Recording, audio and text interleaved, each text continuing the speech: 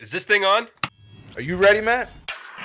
You're listening to Box Office Bingers with Matt Diaz and Ernesto Santos. Good evening, folks. We have a wonderful evening's entertainment lined up for you. We know each other. He's a friend from work. Box Office Bingers. And the only way that I know how to do it is to find you a bloody good dump. He's my friend. I don't have friends. I got family. I can do this all day. You know, if you put your mind to it, you can accomplish anything. Matt, do we have a jam-packed episode this week? Tell the lovely people what we're talking about. I think jam-packed is an understatement. We have so many things to talk about this week. And you know what's funny is that there was a moment where I was like, maybe we could skip the news. There's not that much going on. And then I was like, no, Disney said hold my beer. The week's not over yet. Just getting started, Matthew. Just getting started. So I was like, so we legit have a jam-packed episode for you guys this week. The movie in question is Matthew Vaughn's new film, Argylle, starring Bryce Dallas Howard, Sam Rockwell, Henry Cavill, Bryan Cranston, Catherine O'Hara, Samuel L. Jackson, Ariana DeBose, John Cena, Dua Lipa. This is a stacked cast, to say the least.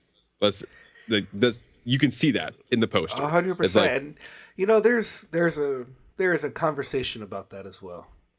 Yeah. And I think it all is kind of tied to the tagline of the movie: "The greater the spy, the bigger the lie." You know what? That's a great tease, because you're absolutely right on that.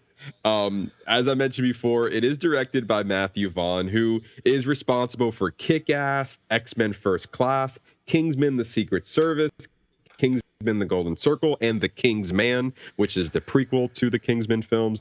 Written by Jason Fuchs, who wrote Ice Age 4: Continental Drift and received a story credit for Wonder Woman. Not the person I would expect to be writing a movie like this. True. And I thought he might have shared writing credit. He received sole writing credit on this movie. And it is based off the book, based off the novel called Argylle by Ellie Conway, which is the character that Bryce Dallas Howard plays. But we're going to be talking about the book as well, because, again, we have a jam-packed episode. Not only are you going to be giving the movie review, we also took out the time to read the book as well, because back in, I don't know, easy like a year and a half ago, like we had broke this. It seemed like a while ago that we had broke this story that Matthew Vaughn had acquired the rights to make a movie based off the book, just off the treatment. The book wasn't finished yet. So much of the book was just released in January, just last about a month ago. And then the movie came out 3 weeks after the book's release. So I find that interesting that they came out so close to each other. And the whole intrigue about this was because we're like, well, if Matthew Vaughn took so much inspiration from this book so earlier on in its phase, what did he see that we now need to see? And therefore we read the book to see, and then we watched the movie. So we're going to be talking about that, the comparisons, or lack thereof, from the two source materials, as well as give our movie review. But yeah, I'm really curious to have this stop, because I don't think we've ever done this before. No, this is I don't think we've reviewed a book and the movie at the same time. And we've both decided to read the book and also finish the book, which, I don't know, I'm batting myself on the back with that one, because it was 13 hours. It was, for me, that's a fairly long book. I put it on 1.5 speed, so that reduced it to 8 hours of a listen. And I was just like listening it just to get it through for this episode. I was like, while I'm cooking, like when I'm walking, like 5 minutes, like I can get like 5 minutes of a book in if I just I got a couple pages in. Yeah, I can get some of that in there. So like I really wanted to finish the book. And so I actually finished. So I had 30 minutes left in the book, and I used that last 30 minutes on my way to go see the movie. So it was like I was in the parking lot, I finished the book, and then I got out of my car, and then I watched the movie. Nice. I actually I didn't time mine correctly, so I actually watched the movie before I finished the book. I finished the book on my way home today, right before recording this episode. Man, you see, that's timing right there, man. That's the commitment you're gonna get here at Box Office Bingers. We don't half-ass shit, man. We're gonna put in the work to give you the best possible review that we can possible can be. If that makes any sense.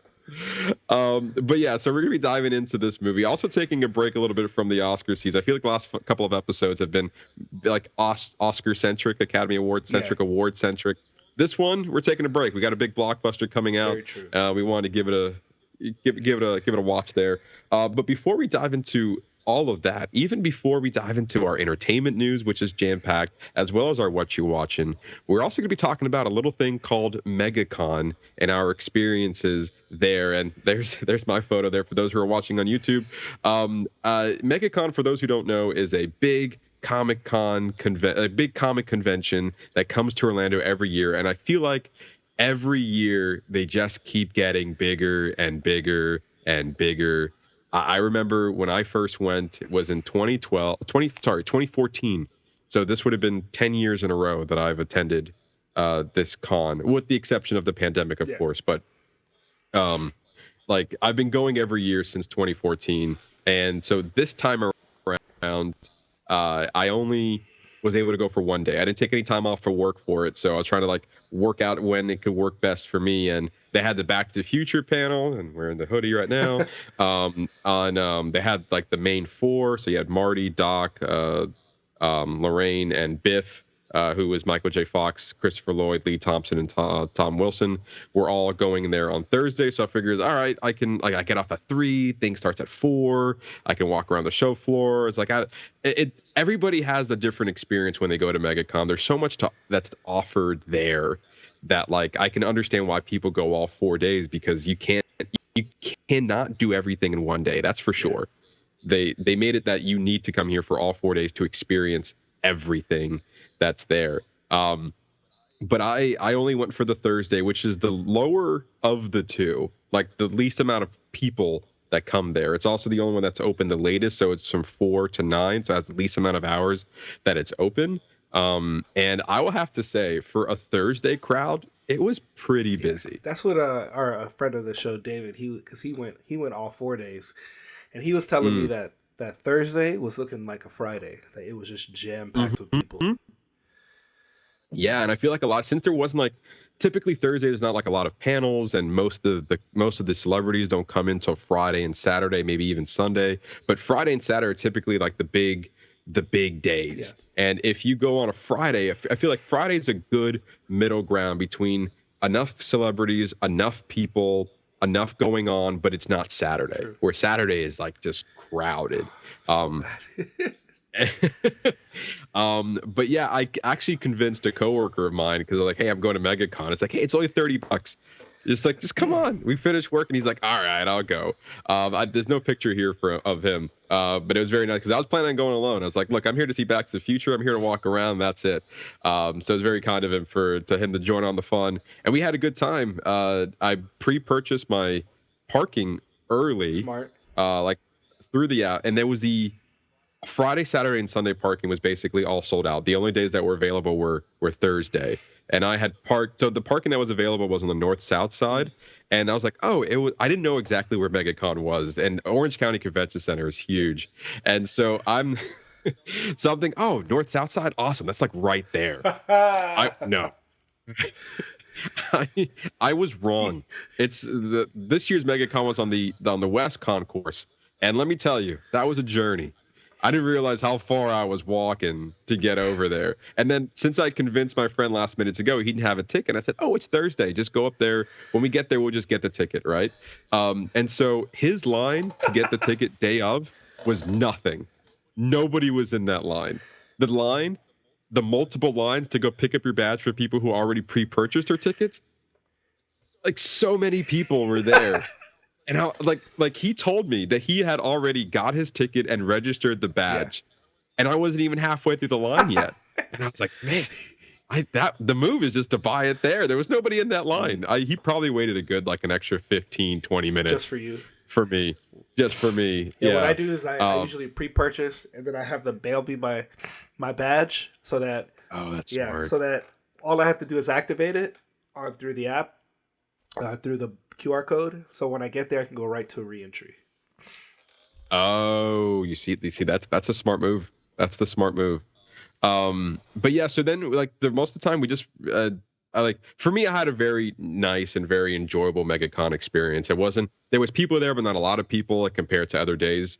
And we just kind of just walked around. I unfortunately did not make it into the Back to the Future panel. So because there is it's a stacked celebrity lineup that they had this year. And so when I saw that Back to the Future was resorted to a Thursday night, I was like, damn, man, this year is so big that in other cons, getting the Back to the Future cast is the big thing.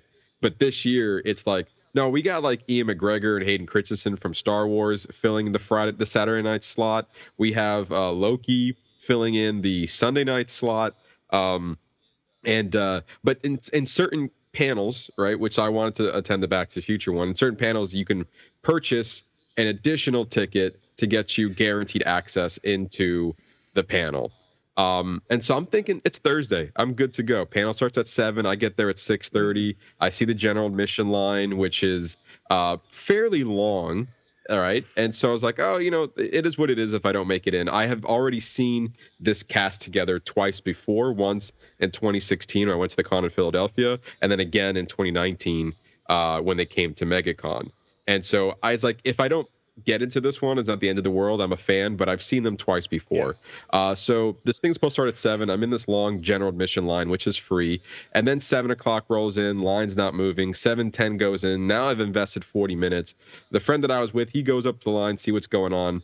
And then he tells me this. He comes back and says, he's like, I don't know if you still want to stay in here, but she told me that this was the overflow general admission line. On the other side of the building, where like they have scattered lines everywhere. The other side of the building is the first general admission line, which is just as long as the overflow general admission line. And I said, oh, well, that would have been nice to know.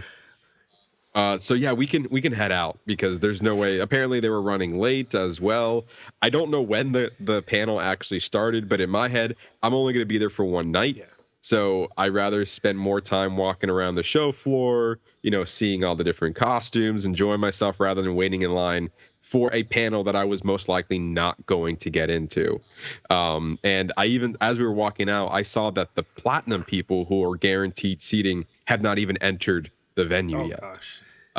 So I was like, yeah, no, this ain't it. And then also in the photo, you see that I was determined to buy something because I was going around finding pops, not the ones I was looking for. I found this Eddie Munson pop from Stranger Things season 4 when he's shredding it with all the demons. So that was my purchase of the evening. So I had a good time. I enjoyed myself very much on this MegaCon experience. I know, Ernesto, we tried to meet up together, but I was only going the Thursday. Yeah. You weren't going, and it just didn't line up. But how was your experience?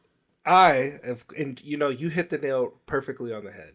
Like, it's not that there's not enough to do, it's that there's literally too many things for you to experience.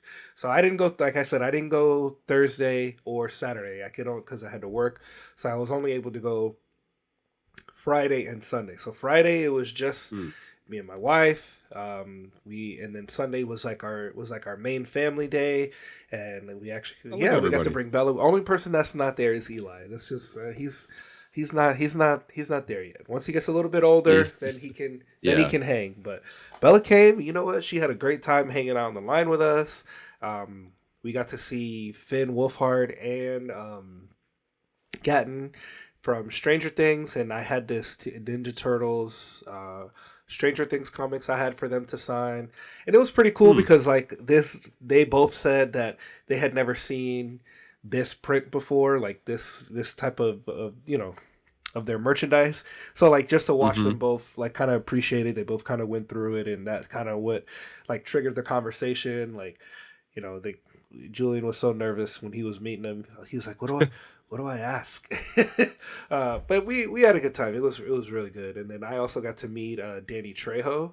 So I had him sign my Rick and Morty Jaguar comic that I got from the episode that he's featured in. His line was the longest. It was like 3 hours to wait in his line. But You know what? It was worth it. And Bella did a great job in line. So much so that Danny Trejo gave her a free signed print. Like, because I guess he plays Vasquez in Big City Greens. So he said, "Oh, Bella, what's your name? Oh, I love you so much." And so he grabbed a print, signed it, personalized it to her, and then signed his character name. And then like later on that night, either that night or the next night, we watched like an episode, and she was able to, have that connection. So that was actually a really cool. That alone was worth the 3 hours. Yeah, because he was so nice. That's awesome that he did that. Yeah, that's something that he really did not have to do. Yeah. And that's really awesome. Have you not for nothing? Megan and I were in a hotel a couple years ago. We were surfing through channels. We pull up Big City Green. I'm like, what the hell is this? And then we sat there and watched a whole bunch of episodes because they were just back to back to back. I'm like, this show is actually really funny. It's pretty good. Yeah. My kids, they watch it all the time, and we watch it with them sometimes. It's not bad. It's not a bad show. Even that one episode we were watching, I found myself like locked in. I was like, oh, I'm like watching. Like, yeah, it's pretty good. It's not bad. It's a pretty good show. We also Hannah wanted to meet Giancarlo again. So this is a comic where he's a Mandalorian comic where he's not on the cover like the one we got last year signed, but he's actually featured in the comic. And this is actually just a really cool cover that's got Mando and it's got Grogu on the cover of it. So it's pretty awesome. So we got that one added to our collection. Did you own this comic book? She was actually gifted this by one of her coworkers because got it. They told her what a fan she was, and she's like, "Oh, well, because she just felt the need, she wanted to get it signed." So it was cool. And then we also got to meet Stephen Amell. So I got the Green Arrow issue 1 signed, and I think some of the cosplays are really cool. There was this one cosplay of Appa and Aang. I was like, geez, it's pulled up here for those who are watching the video. And it's just the lengths that these people go to for their cosplay is incredible. Absolutely incredible. So I did not see this in person, but I saw this online and I was like, wow, that is commitment. I mean, how many people are in there? 1 or 2? Do you know? I think there might be. I think there's 2, and then if you look right to the back left of the picture, there's a person that's dressed up as Toph. He's also like working. He's like helping them in the back area as well because it's this whole contraption that's on wheels that they built. That's pretty accurate and pretty intense. I mean, it's very much accurate for that is good on them. That's a lot of work that is not easy to do, and I'm sure what's even more difficult. It's transporting that thing and navigating it through the con. How do you drive with that thing? It's like the thing is, no, you fly it, Ernesto. He's awesome. He flies. Right. Yes. Oh yes. But I would say the highlight of my week of this, my entire time there, was meeting Tom King, comic book writer. I got a bunch of stuff from him signed. He's just really nice. He's written so many great stories. He's actually responsible for the Supergirl story that the new movie is going to be based off of, part of the James Gunn universe. So he's the writer of the Supergirl Woman of Tomorrow. Yeah, man, he's just so nice. It was just really nice to get to meet him. I had issue 1 of Woman of Tomorrow. Nice. So I went ahead and got that signed. Yeah, and then what was really cool is whenever you meet the artists, like you always have more or less you have time to like ask like one question. So the first time I met him on Friday and I met him on Sunday, because I met him on Friday, I got a couple of my Batman issues signed, and then when I went home, I go, oh my god, I have so many other things that I can have him sign. So when I went back on Sunday, I had like 5 or 6 more books for him to sign. So the first time I asked him kind of just more or less like Batman questions for stories that he's written. And the second time around, I was asking him about Supergirl, and I said, "All right, with the movie coming out, what do you hope to see out of adaptation?" And he says that they used her companion, that character. He created that character is based off of his niece. So he's like, what I would see is that they use and we get to see that character, her companion from the book.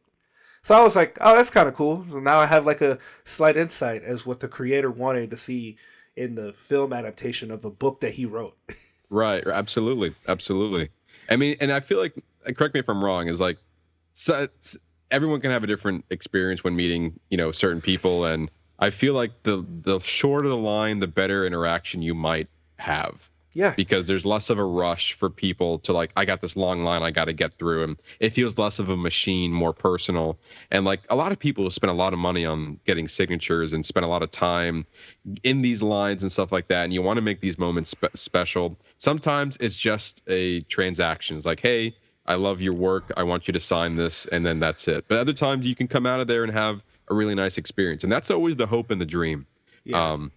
But, I think I might have mentioned it last year when David, when he met James McAvoy, I was upset for him because to me, that was like to me, if I had paid for that experience, I would have been upset. I was grateful that I came in with him and that, for while he was already doing his thing, that he let me come in there with him to meet him. But he literally grabbed his book, said, "Enjoy the con," and just walked out. And James McAvoy was somebody who was he was a headliner, so he was in this boxed off area where he was behind the curtain, like you had to snake through the back to go in the back and see him. I don't know. And then when I compare it to like meeting John Bernthal or meeting Giancarlo Esposito or even like Stephen Amell, Danny, anybody who I met this past weekend, like these people were all so down to earth. They took their time, we also, I forgot to pull it up, but we also met Shamik Moore. Spider-Man. Spider-Man, yes. Yeah. I mean, he was so nice. Like his whole family was, he's got like his family who's like part of his social media team, and that's awesome. They're just very engaging. He got, he shook Bella's hand when he, Bella, when she met Stephen Amell, he shook her hand when when we were leaving. Shamik Moore pointed out Julian's shirt because he was wearing this Black and Proud shirt, and they loved that. And they were snapping pictures of him, and it was really nice. You feel really genuine from these people. So absolutely, like sometimes you see like, oh, these are just normal people, like just you and I. And some people can interact with the fans better than others. Also, I think there is also a little bit of like, I think age does have something to do with it. I feel like the younger crowd, the younger celebrities can interact a little bit better than like, because they're used to this. Like, oh, you become a celebrity, you go to cons, that's a thing. Whereas, for example, like the Back to the Future people, this is not, they didn't sign up for this. I mean, they did to be, and they do many of these cons, but like there's a certain point like, like it is what it is. I think when I saw, so Michael J. Fox was there on Thursday, and he was one of the celebrities that was kind of like blocked off, but his line was insane. Like it was jam packed over there on a Thursday, and but he was blocked off. And so like for him, like it's just like a sign and go, and like that's something you have to deal with. But again, that's different though. I mean, he has impairments. Like he is, so that's good, and he's older, and that's the other. Yeah. That's like comparably, like when I met Frank Miller, I didn't expect to have a full-on conversation with him or anything because he's older and he also has a lot of people. His lines are usually also like very right. So I get it. Certain situations I understand. That's completely different. I do feel like that when as often as you would probably go to these things, and I've been to quite a few, there's just a level of expectation where you hope for a good one, but just if it's just not the way you turn out, it's okay. You, at the very least, you got the thing you want signed, and that's okay too. Not every interaction is going to be what you want. They do say don't meet your heroes, so. I mean that's true, and because I'm going to get off my James McAvoy high horse now, because like I used to really, really like. I still really enjoy him as an actor, but now there's just Mm-hmm. like this little. It's like when I look at his work, it's like, he's all right. Like it's definitely not the same. Sure, 100%. But other than that, another successful year of MegaCon. Like I'm really glad we got to go this year. Yeah. I look forward to I look forward to next year's con. Yeah, and I think that they've been moving it up lately. They just announced the for 2025, it's still going to be in February. So I think they're committing to this February timeline. It used to always be Memorial Day weekend. Maybe they find more success on a February, or maybe they're able to get bigger venues in a February instead of like a very busy holiday weekend. And also the weather's better. The weather is better. It was nice. I was wearing jeans and a jacket to this thing. I know. Yeah. I was like, ooh. Especially for the cosplayers, it must be. So much yeah, that's nicer true. for them. If there was one thing I wish I was able to do is like I really did want to go to the Loki panel. I think that would have been a lot of fun on Sunday. Yeah. It just wasn't in the cards for me. But if anything, if I wanted anything to be signed, I thought about it, but it was on a different day, so I had to spend another ticket to get something signed. I really would have loved to meet Ki-Hu Kwan, who was there for What would you Loki. have gotten That's a good question. It was either going to be there was this pop that I could have purchased at the con, which I did see there, of him being Obi from Loki season 2. But I also own the short round pop as well. So I think either or would have been fine for him to sign. I just think he's like everything I've seen him like on interactions with other people and on social media and like his vibe.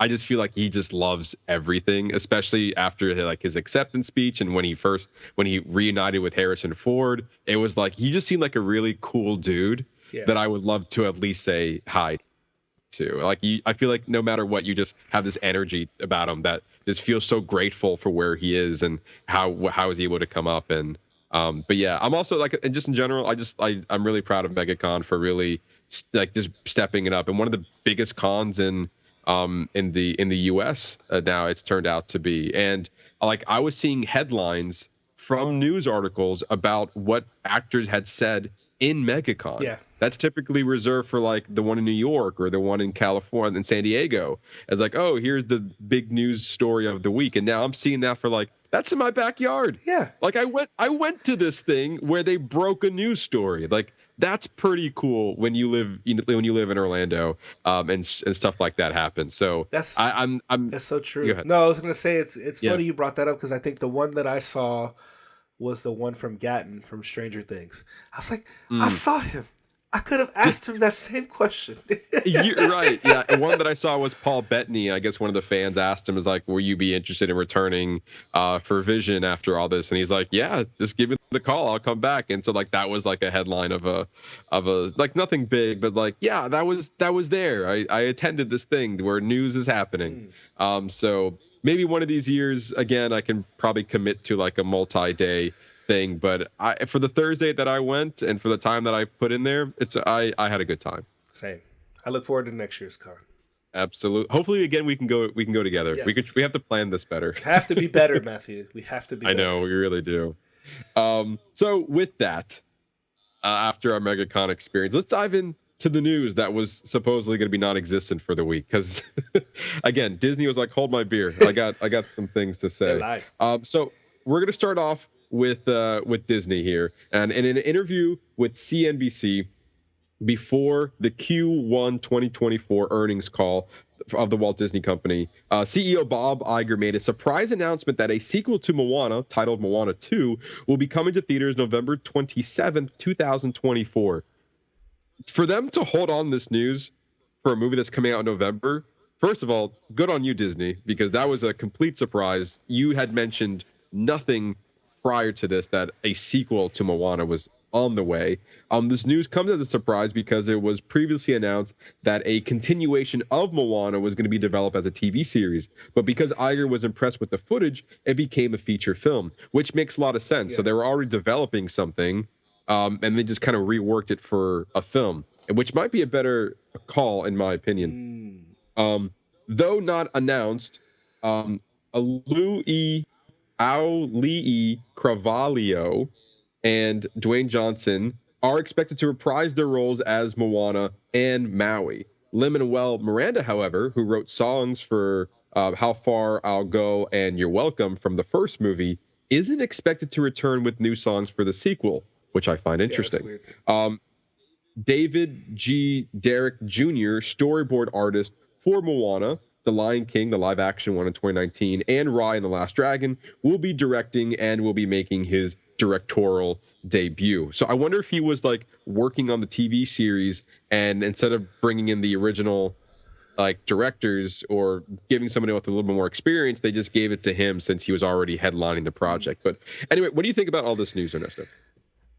See, but I'd be more excited for a Moana 2 than the live action Moana. Like this to me, this makes more sense. It's like, you know, and maybe that's what, maybe because they announced the other one first, so maybe like because that was some of the backlash after the announcement was. We haven't even gotten the sequel to Moana, and you're already remaking the original into a live action. Right. Yeah. I mean, I'm here for it. I'm curious as to why Lin-Manuel is not coming back. Like maybe since it was going to be a TV series, and you know he's probably already committed to many other projects. So I'm not sure. I mean, I'm sure it's either going to be really good or it's going to be trash. Yeah, and I do think a lot of it is stemming from this was currently being developed as a TV series, and then you probably take all those people that were working on the TV series and just continue the work, but it's now going to be a featured film. We saw that with on the Marvel side of how Armor Wars with Don Cheadle. That was supposed to be a TV series, and then that got turned into a feature film, bringing back some of the people who were working on the show to work on the movie. So this feels like a similar situation that's happening. I do find it interesting, though, that we are getting a sequel to this as well as a live action version of Moana. It seems a little strange because like most of the live action projects that they work on are from films that were from a while ago, that are not actively making new material for.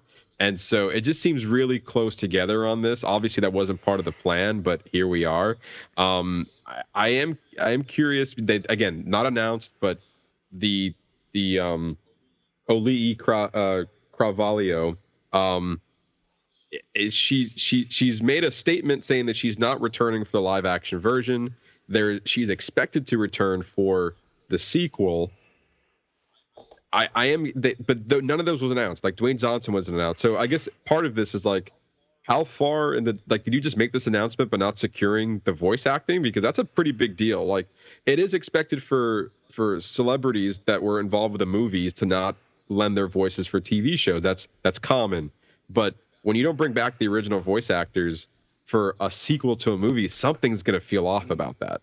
Well, I mean, I guess it depends what kind of picture deal they sign. Like, what if they sign with the intention of making a sequel and a trilogy? And yeah, that's fair. I mean, I think it is expected they're returning. It's just odd they did not make that announcement that they were. It's like, we're making this movie. You are?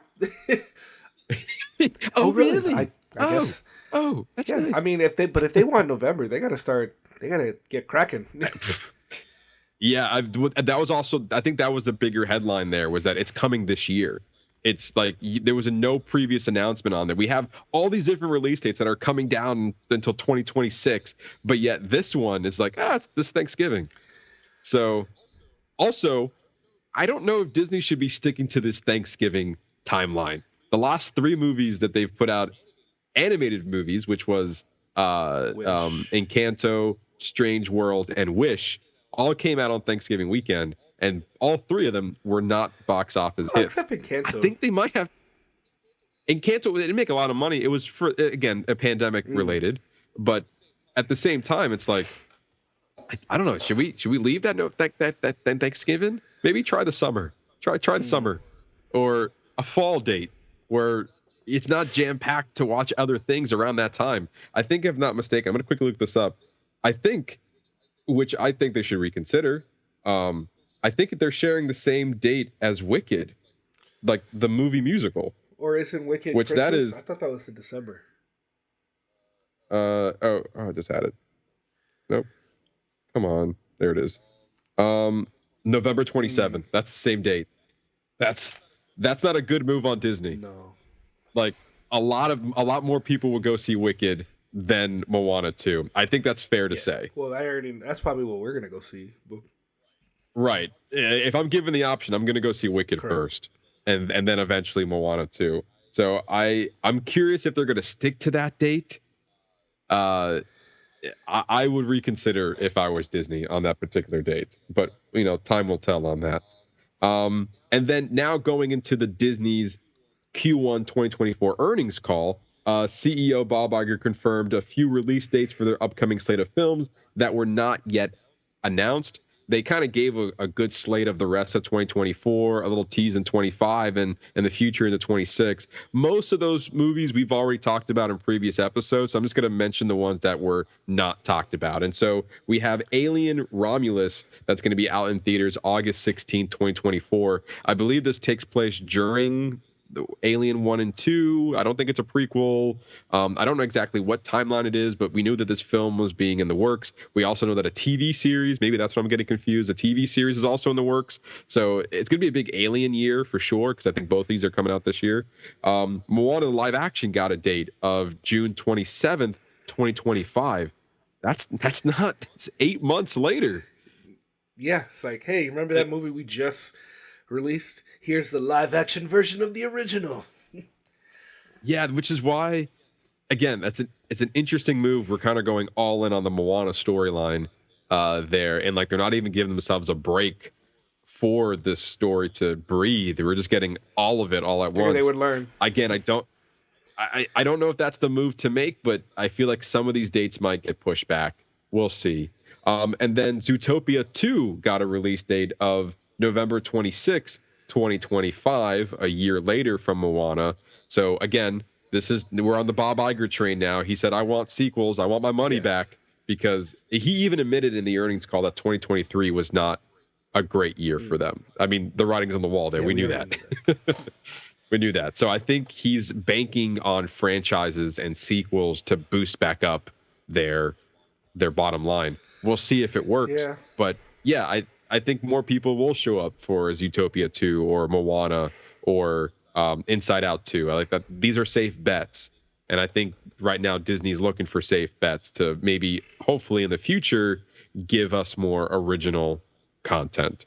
But I think for the foreseeable future, we're just going to be getting sequels. And that being said, Toy Story 5, Frozen 3, and the Star Wars film, The Mandalorian and the Grogu, are all coming to theaters in 2026. So he did mention that as well. So yeah, I don't know how I feel about a Toy Story 5 or a Frozen 3. I think he also mentioned that Frozen 4 is also in development as well. So we're going all in on the Frozen, all in on Moana. We're getting sequels. Toy Story 5 is in the works. I hope they get a good story in there. Disney's making moves. We'll see if they come to a good fashion or not. Yeah. And I don't know. Moana 2 is the only one that I am even hopeful for. Like, and maybe Alien Romulus. But all the other ones, it's like, Moana, we don't need that. Zootopia 2, maybe that one. I'll give it to Zootopia 2 because I really like the first one. It just depends on story. Yes. Like if there's reason for it, then sure, well, let's do it. But if we're just looking for money, then that's not a reason to make a movie. I mean, for some people, yes, but for us, as we enjoy storytelling, no, that's not. Toy Story 5 didn't even need 4. Don't even get me. Not going back to that. Look, I have an open mind. Again, if the story works, then we can do it. But so far, I've been given no reason for it to exist at the moment. Let's see its trailer. Let's go from there. We're still now 2 years away from that, so time will tell. I'll give you Frozen 3 if this is going to close out the trilogy. But it's not, because he said there's a Frozen 4 in the works. So, no. I don't want a 3 with the intention of with knowing you're going to bring a 4. Like, give me. Right. I agree with you. I think closing out any movie for a trilogy is one thing. Knowing you're going to continue off of that means you have no end in sight. At least that's what it feels like anyway. Unless this feels like a 2-parter, which I don't feel like it needs it, but here we are. Would have been, a lot of these would have been better off as like kids TV show continuations. Whatever. That's neither here nor there. We're gonna move on. So, following last week's news that a Jurassic World sequel was in development at Universal Pictures, surprisingly announced an official release date for the film. It'll be hitting theaters July 2nd, 2025. It's also reported that David Leitch, the director behind Bullet Train, Hobbs and Shaw, Deadpool 2, Atomic Blonde, and the film Fall Guy, is in talks to direct. As previously reported, David Cope, the original screenwriter of Jurassic Park and The Lost World, will be writing the screenplay. Sure. This is too soon. Yes. Way too soon. Like when I saw it, because we talked about it last week, it's like, oh, it's in development. Like, okay. And we even said maybe 2026, maybe. And they're saying next year? No, man. That's you're rushing it. You're rushing whatever this Clearly. is. That's very clear. That's clear. David Leitch. I was mixed about Bullet Train. I did like Hobbs and Shaw. I enjoyed Deadpool 2, just not as much as the first. And I didn't really care for Atomic Blonde, and I am looking forward to Fall Guy. It looks like an interesting premise there. He has an interesting filmography. What I see here though is high octane action. Yes. That's what maybe Universal was going after, and maybe they want something like high pumping action type because that's what he's known for based on the movies we just described. So that could be an interesting take on this franchise. But the big takeaway is that, I mean, the director's in talks. So that's not officially confirmed yet, but a lot of reports were saying that he was more than likely going to be taking the job. But this official date, you're locking down this July 2nd date for next year in 2025. Way too soon. Way too soon. Yeah, that's weird. That's money grabbing right there. I'm not excited for this. I really did not like the last one. Like, right. And the one before that was. I don't remember what my order is, but I don't remember which one was worse out of the last two Jurassic World films. Excuse me, because they started so strong, and then it just took a nosedive off a cliff. Yeah, and interesting because like what made Jurassic World, and I'm even going to put in Star Wars: The Force Awakens so successful because it was basically a modern version of the original that we all enjoyed. So now when you make a sequel off of those, that's on you. You're making the original story. You brought the fans back to give us like to pay homage and give us you're basically telling the same story again, just different. And people love that because they love the idea of the first movie. But now you make a sequel, what do you do with that? And in some cases they didn't deliver on basically just copying what they did in the first movie. So there's potential here, especially if we're not going off the Chris Pratt, Bryce Dallas Howard, and we're going off of like a different story. If it could be more grounded, sure. But as of right now, there's nothing here there's no signs that are indicating this is going to be a great movie. Yeah. So again, we need more, maybe some actors involved, a direction, a trailer, stuff like that. Clearly, it looks like we're going to trailer soon. Yeah. Because but it's also weird that like they're gonna have to move on this pretty quickly because if they're in talks for a director and they haven't even gotten actors yet and their script is currently writing, you need to be in production by at least the fall at the latest. At the latest, right? Yeah, I don't know what they gained from rushing this IP except for they just want more money. And that's the other thing. I think maybe it's just a lot of these these companies are just trying to make up for this one and Disney. I mean, last quarter wasn't that great, so you got to make up for lost time, and you got to pump out what you. I think also they're trying to make up, and also making up from maybe still reaming from the pandemic as well as the writers and the actors strike that was last year. You lost a couple of bucks there. So what do you do? Let's make a safe bet, make another one of these big IP movies and get our money back, and at least try to anyway. But again, that doesn't mean it's going to be great. That's an interesting thought. I didn't think about that. I wonder if the strike has to do with a lot of these dates being changed and like random things being pushed up and like other quick projects being greenlit. Like, I mean, it's interesting. Yeah, I have to imagine that it's somewhat related to it for sure.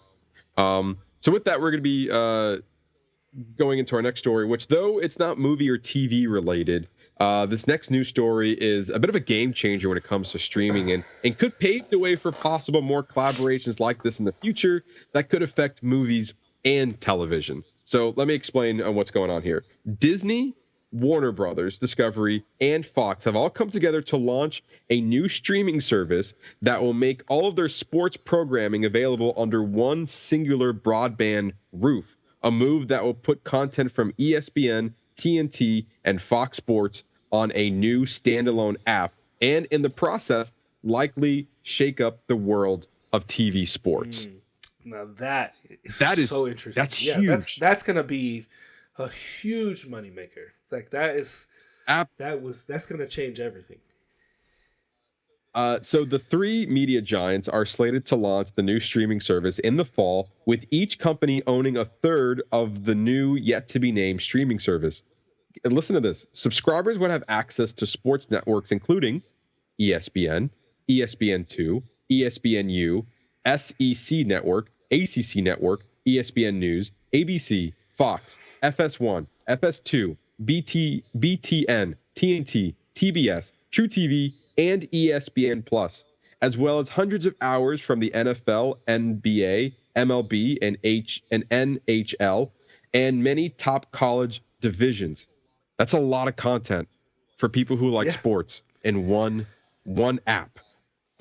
Pricing will be announced at a later date, but companies will likely set a monthly subscription that is more than the consumer would pay for a standalone regional sports network, which costs about $20 to $30 per month, but less than the larger digital programming packages such as Hulu Plus Live TV or YouTube TV, which cost around $75 to $80 per month. So we're probably looking at about if I had to guess, a $40, $50 range on what this might cost. But if you are into sports and you are told that you only have to go to one place to get a good majority of a lot of sports that you want to watch, that is a fantastic option for you. And you don't have to wait for the game.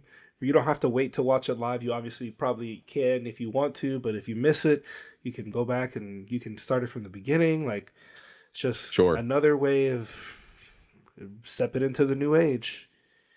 Yeah, and I feel like this is so interesting and why I'm bringing up the story, because it could lend into the possibility of this even moving into movies and television. If these networks and different companies are able to work together for sports, why can't they work together for streaming?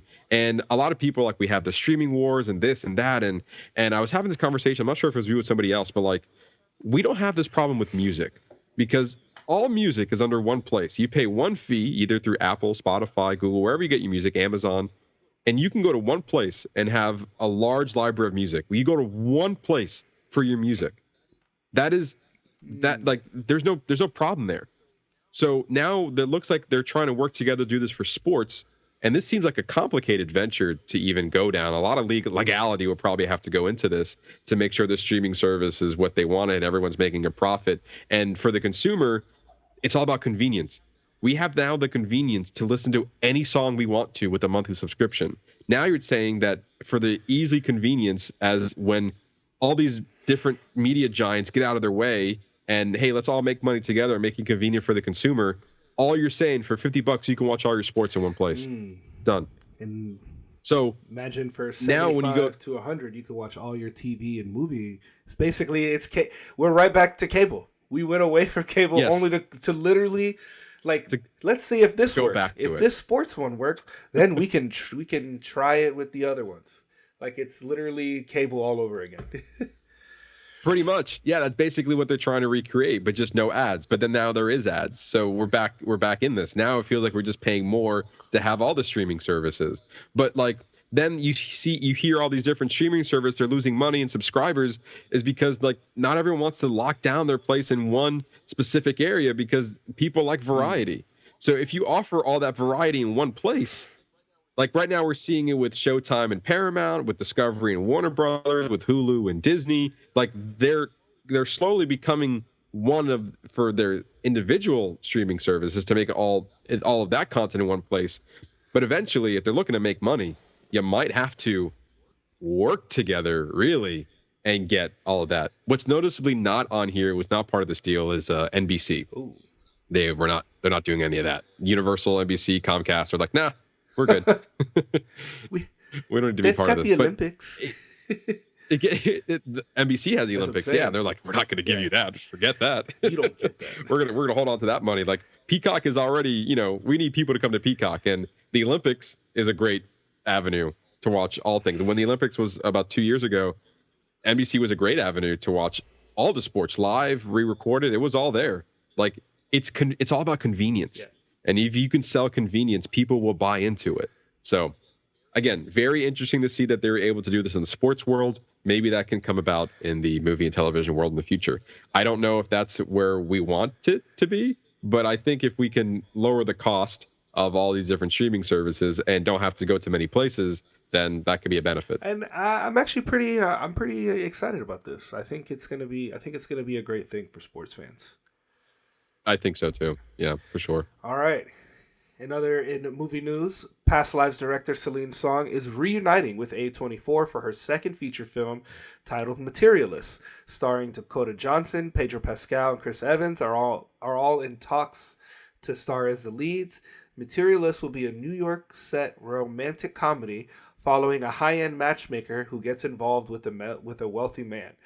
This news comes after Celine Song received 2 Oscar nominations for Best Picture and Best Original Screenplay for Past Lives, which was her directorial debut. We talked about Past Lives. It was a fantastic film, foreign film. I'm excited for this, even though I'm kind of I feel like Pedro Pascal lately has been in everything. There's even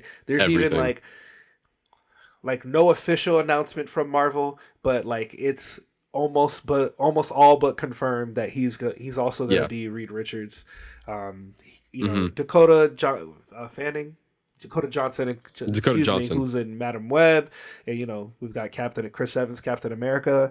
I think this is a great cast. I think they'll all do really well.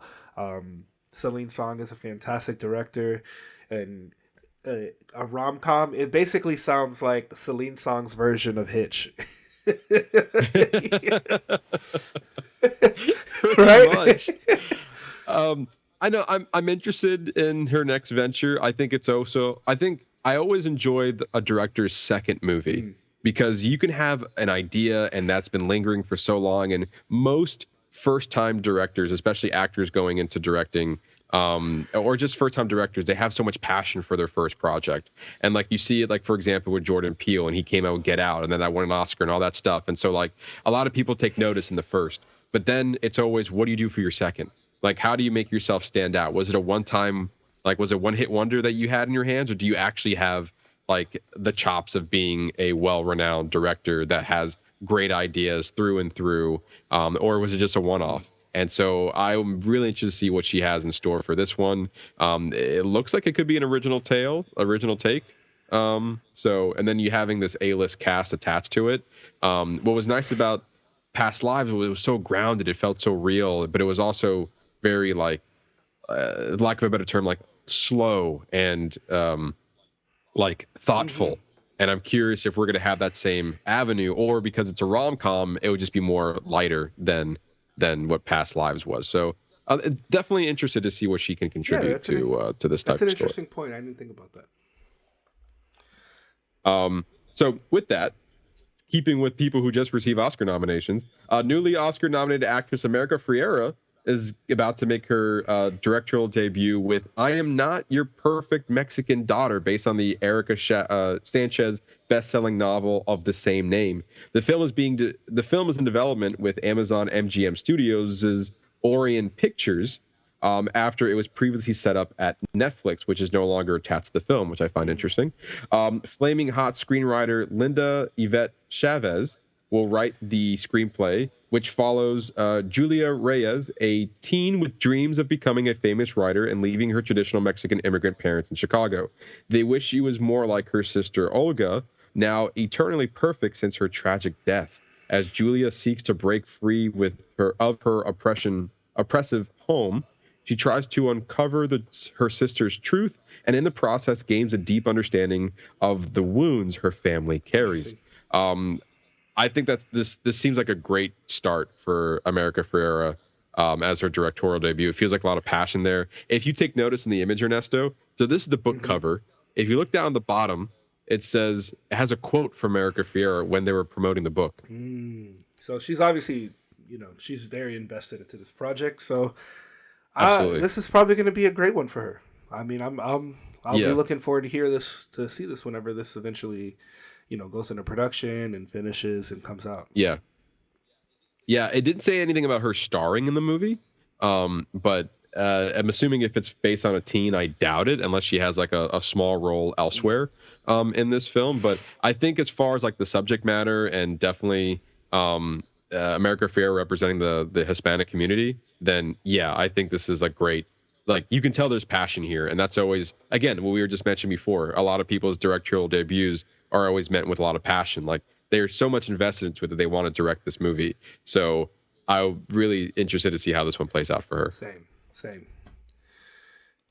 And lastly, in our news, Tim Burton is set to direct a remake of the 1958 classic Attack of the 50-Foot Woman for Warner Brothers. Gone Girl writer Gillian Flynn will be writing the screenplay. It is unclear how closely the new take will follow the 1958 movie, as the original sci-fi horror story followed a wealthy heiress who grows into a giant after an alien encounter and exacts revenge on her cheating husband. This will be Tim Burton's next project following the upcoming sequel to the 1988 film Beetlejuice, which is cleverly titled Beetlejuice. It will be hitting theaters September 6, 2024. So does that mean that we're automatically going to be setting up for a third Beetlejuice where you don't say the name? Well, it's funny because I think in the promo, because they released a poster for it and it said Beetlejuice, and I think the tagline was I dare you to say it again. So maybe it makes sense if they make a trilogy and then it's just Beetlejuice. Oh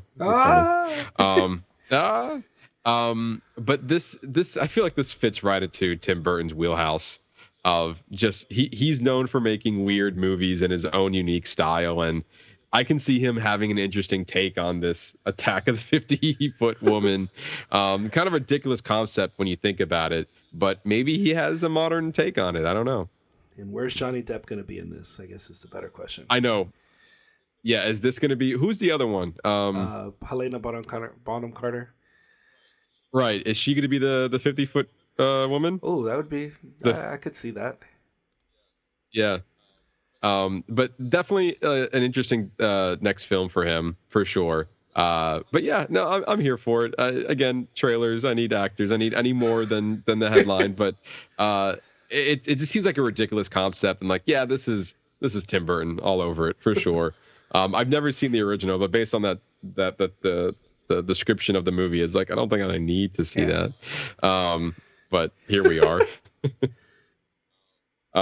But anyway, that's all the entertainment news we have for you guys this week. As always, you can find all the latest and breaking news on our social media channels, on Instagram at boxoffice_bingers and our Facebook and Threads page at boxofficebingers. We're going to post all the breaking news over there first, and then we'll come back in the show and we'll talk about it. So with that, we're going to be diving into a fun segment we like to call What You Watchin'. So Ernesto, we'll start with you. What have you been watching? I know you mentioned that this week was not going to be Oscar heavy, but Matthew, I did knock out quite a few things on my Oscar list this week.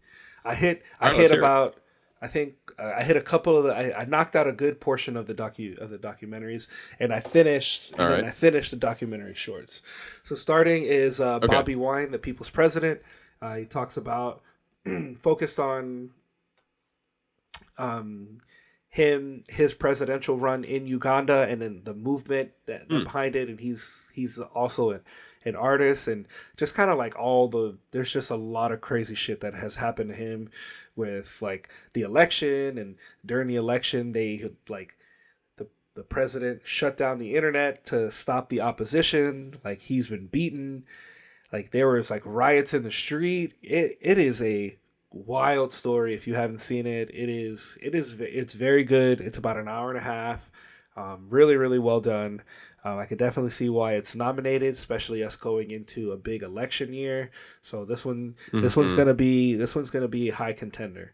And there's also the documentary The Eternal Memory, where this wife is ailing for her husband who's losing his memory, and he was this big figure. He was a journalist, and it's just a really a heartwarming story. It's very bittersweet. It was actually out of all the ones that I've watched, this one to me was my favorite so far. Just because it was just it's just such a loving story between a wife caring for her sick husband. Yeah. I thought you were going to say it's a sad story, sad. But you said heartwarming. It is. I'm sure it is. Yeah. It's more bittersweet than sad because like you do feel for him, but at the same time, like he is so blessed to have somebody who loves him so much to care for him. And that's really Sure. what I got out of it. I also watched 20 Days in Mariupol. This is extremely depressing. This reminds and it just talks about the Ukraine war and what it was like in the beginning days in Mariupol, and it's filled with footage from the journalist. Literally, I was watching it in the room, and and Hannah walked in, and she's like, "What are you watching?" She's like, "Because there's like dead kids on hospital beds, and like they really show it. They really show a lot. Like this documentary shows a lot. It's a rough watch. Definitely is a rough watch. But once again, with everything that's going on in the world, this is a window into what's happening in Ukraine right now. So I can definitely see why it was nominated. And then I don't remember if it's under documentaries or documentary shorts, but I watched The Last Repair Shop. Documentary shorts. This one is on Disney, and it talks about all these different musicians who were musicians and their love for music and how it led them to this Los Angeles repair shop where they're repairing instruments for students, because in LA they actually offer assistance. The county offers assistance to provide instruments for the students. So then it talks about the story of these people who fix the instruments and their love for music and why they do the things they do. It was really interesting. So also for animated shorts, animated films, animated feature, we watched Moana. And man, it was a really good movie. It was cute. Right. It had a really cool story. I love the music in between. It got a little political, but you know what? It was fine with it. It wasn't like really like in your face. It was just very subtle, and it was fine. The animation is really cool. The music's really cool. The story. Like I love the arc that they give Moana and making her the forefront of the story. So I really love seeing a strong female lead. It was good. It was good. I really enjoyed it. To me, there was a surprise when I first saw it myself. It was like almost like a sleeper hit in a way, and that's why I was so happy to see the nomination. Because I'm like, it hits all the boxes. Like it has unique animation, a solid story. It's a lot of fun to watch. Like everything you kind of want in an animated movie, and it just feels different from other animated movies you've seen before. And it takes liberties with story that's like, wow, okay, you put together a nice little film here, and I'm glad it at least got the nomination. I don't think it's gonna win. But I much appreciate the nom because I think it deserves it. What else I really appreciated was also the world that they built. Like this kind of, you mentioned. Absolutely. Like oh my God. This futuristic Knights of the Round Table kind of world that they built. I thought was super interesting. That to me was the most interesting part about the film, besides the animation. I would love to see a sequel to this and see where they can go off from that for sure. It doesn't need it, but if it does, I'm here for it. Or even just like another story within this world. Sure, absolutely. Like, it doesn't have to be the same people again. And I've got an oldie, but a goodie. Underrated movie, Pixar's The Good Dinosaur, because it's directed by Peter Sohn. Excuse me. Who directed Elemental. My younger kids, they love Elemental, so I was like, well, I always felt like this movie got a lot of hate and like it just didn't do well as many of the other Pixar movies, but I love it. I loved it when it came out. Like this movie makes when his spoiler alert, when the dad dinosaur dies, that shit is sad. Yes. Like and Yes, then it it just becomes this story of these two people from different worlds like coming together and helping each other out. And that's really what the story's about. And I don't know. It still hits. Like we watched it and we all sat down and ended up watching the whole movie. Like I put it on just to put it on in the background, but it was one of those like it was on. I was like, oh yeah, that is a funny part. You turn that up. Let me sit down. Yeah. I feel like the promotions for this movie might have been a little bit misleading because they're basing like, what if the comet missed Earth? And then basically you just have them interacting with humans, and that's pretty much the baseline. I feel like maybe a lot of people were expecting more from that.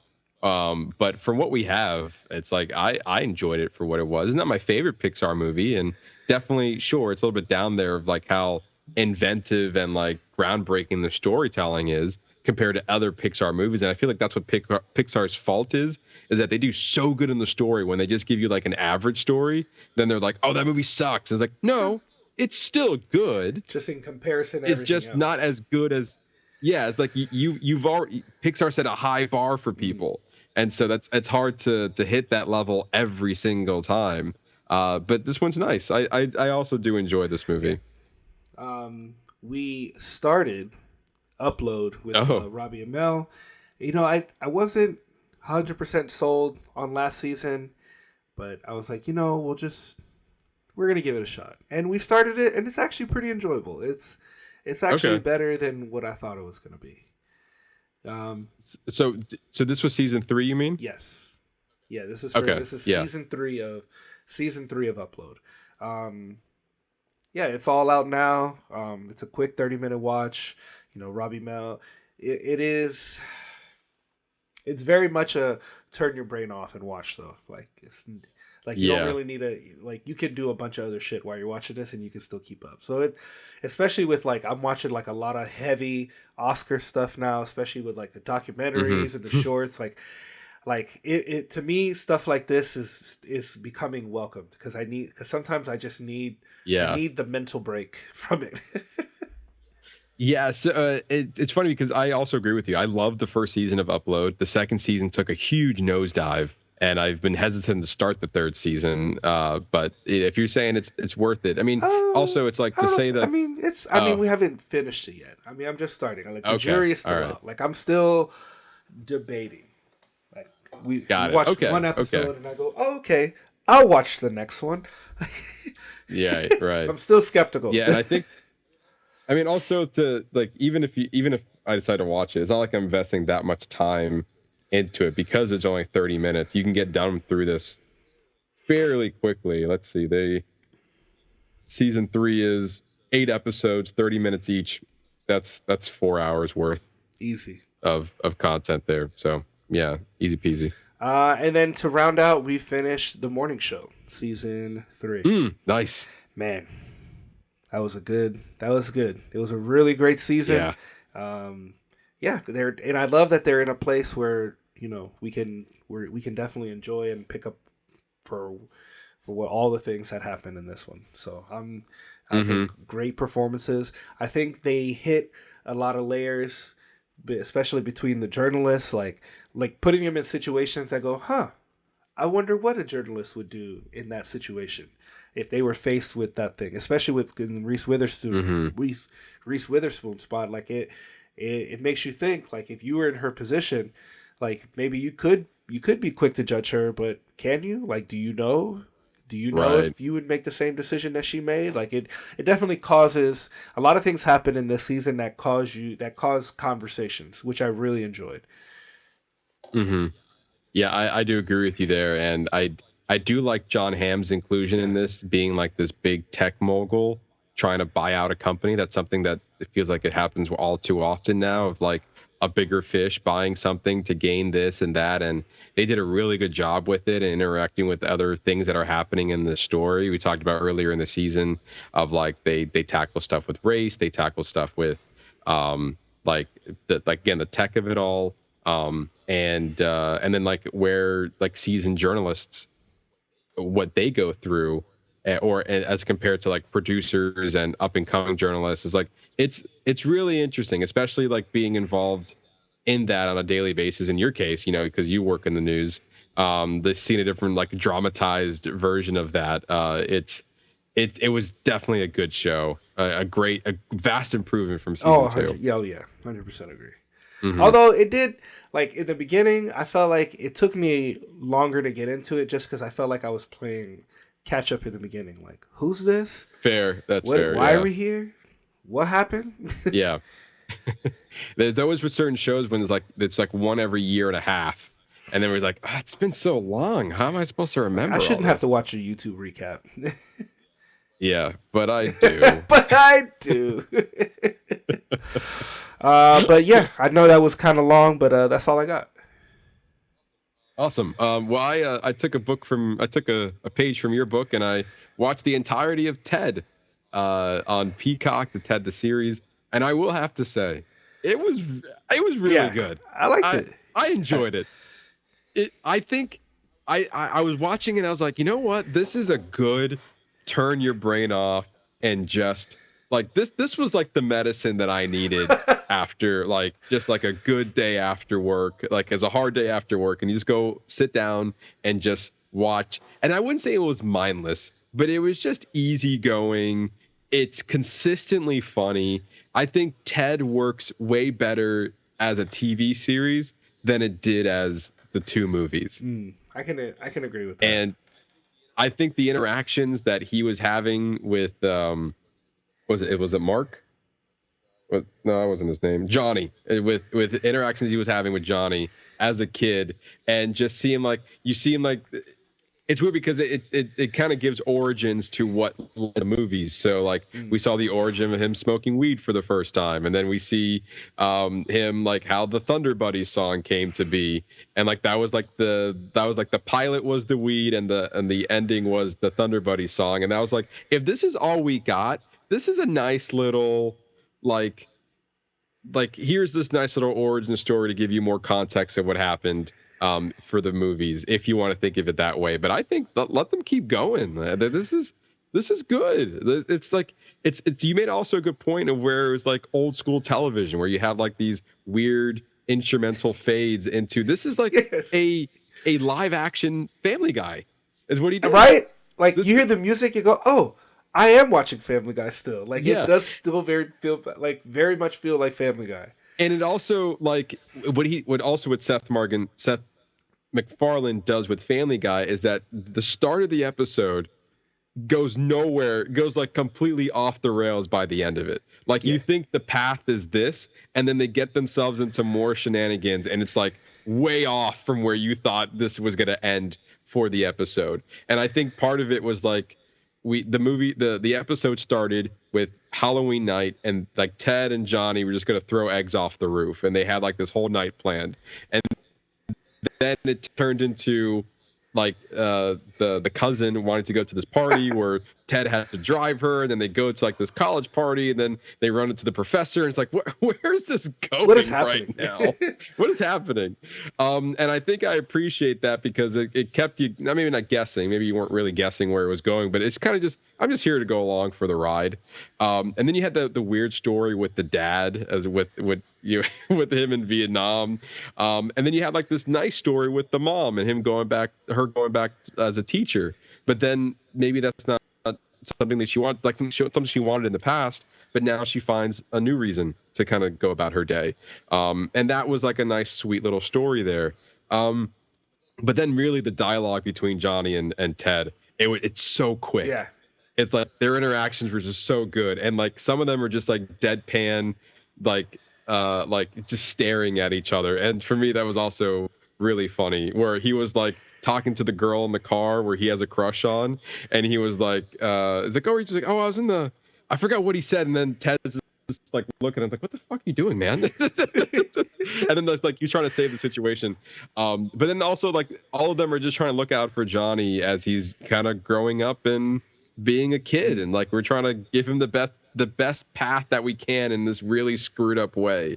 We're all looking out for each other, and I can appreciate that, and I can see why it's getting good reviews and some it's just a funny show that I would love to see continue. Yeah, and you mentioned it a little bit, but I like that certain episodes like where you felt like they're like actually trying to give a lesson, like they're actually throwing in some life lessons, like the mom going back to work, like that all wrapped up in with her, ended with her realizing what she needed to be happy for herself, and that maybe it's not somebody else's idea, like she needs to come to herself. And I was like, oh, look at them throwing like little mini life lessons in there and shit. So yeah, it's good. It's not bad. Yeah, there was also the episode where the truck came to life as well, and I was like, "That's so stupid." It's like it's so stupid, but there's something there that makes you keep watching. Yes. It's like here's this ridiculous premise, but yet there's some sort of like something to hang on to within all of that makes you go along for the ride. And yeah, he does definitely say some things that like are probably not okay. It's like, but it's like I don't know if you can say that. But also, I think some of it, in some context, that's the point. Yeah. That's the point of it all. And like Seth MacFarlane loves to push the boundaries as well, and he's not afraid to have those conversations and put them in this style. It's only 7 episodes. I finished it within a day. Like I started it the night before and I finished it the next morning. It was such an easy watch for me. I was like, I need something. I want something easy going, and I figured, I'll just start the first episode. And I was like, next. Oh, damn, it's over. All right. Next. Really. I was really happy with this. This was a good. This is like my first new show of 2024, and so like this is a good start. It's a good start to it. Okay. And then the rest of my list, I'm kind of trying to tackle some of the movies that are on my list. I'm so close of kind of being like caught up with myself on the movies, and then I just have to keep up with the new stuff that's happening. So there's a couple of movies that came out like late in 2023. First one being The Burial, starring Jamie Foxx and Tommy Lee Jones. Great movie. I think you would really enjoy it. It's about like this. It's based on a true story. Jamie Foxx is this lawyer, and Tommy Lee Jones has this altercation with this like big corporate company, and eventually seeks out Jamie Foxx, who's known for basically being a black lawyer dealing with kind of like specific cases, and then Tom Lee Jones coming out and with the help of his other lawyer to come and help him rectify this case. And then this case just like in the process of it kind of opened up and it just being bigger than what they both expected this to be. So it started off something what appears to be small, and then end up something being pretty big. I enjoyed the movie. I thought it was good, pretty solid, nothing like over the moon about, but like it was a good 2 hours of a movie. It definitely kept me intrigued the entire time. I definitely think you would like it for sure. Okay, I'm gonna hold you to that, Matthew. Yeah, I trust me. Sometimes I lead you astray, but I think this one, I think I'm right about this one. Okay. The other movie that I watched was Freelance. It just hit Hulu not too long ago, and the reason why I put up the Rotten Tomatoes score on here on the graphic is because that was the whole reason why I want to watch this movie. Because at the time it received a 0, and it was touted as the worst movie of 2023. Oh damn! Like one of the worst reviewed movies of 2023. And I saw the trailer. I was like, it doesn't look that bad. And then when the movie came out and more reviews started coming out, I looked at the score and it said 6% for the critics, yet 77% for the audience. So that to me, that's a huge off. Those numbers are really off right there. So I was like, now I got to see it. So I was interested, and I think it's somewhere in the middle. Like it was a movie somewhere in the middle. It's like, okay, I can see where the critics could be really harsh on it. It's your typical John Cena is a retired vet who like he had a altercation or like an injury in one of his missions, and so then he retired, and even though tagline is his retirement didn't suit him, and then one of his friends started this private practice that helps with certain things, and he decided to be basically a bodyguard to this journalist that when they go to like this off-world country, and then of course shit happens. The story was pretty much very, predictable on that front. But it was watchable. There was stuff there. Like I didn't hate my time watching it, but it wasn't like overly great either. So it's like I don't understand the 66%, but I also don't understand the 77 because that's not it either. So if I was going to give it anything, I would probably sit around the 40-50 range there. But like this watch was pure curiosity at this point. And so I was like, all right, moving on. That's basically how that turned out. I watched Shortcomings, which is another movie that just hit streaming on Netflix. It's Randall Park's directorial debut, which that was the reason why I wanted to watch it. Apparently, it's based off of a graphic novel, which I did not know that. And it's basically starring an all Asian cast. And it has like, I think the Justin Min who plays Ben in the Umbrella Academy. And he's basically like, he's going through relationship issues, and basically the whole movie is that he's just trying to find himself.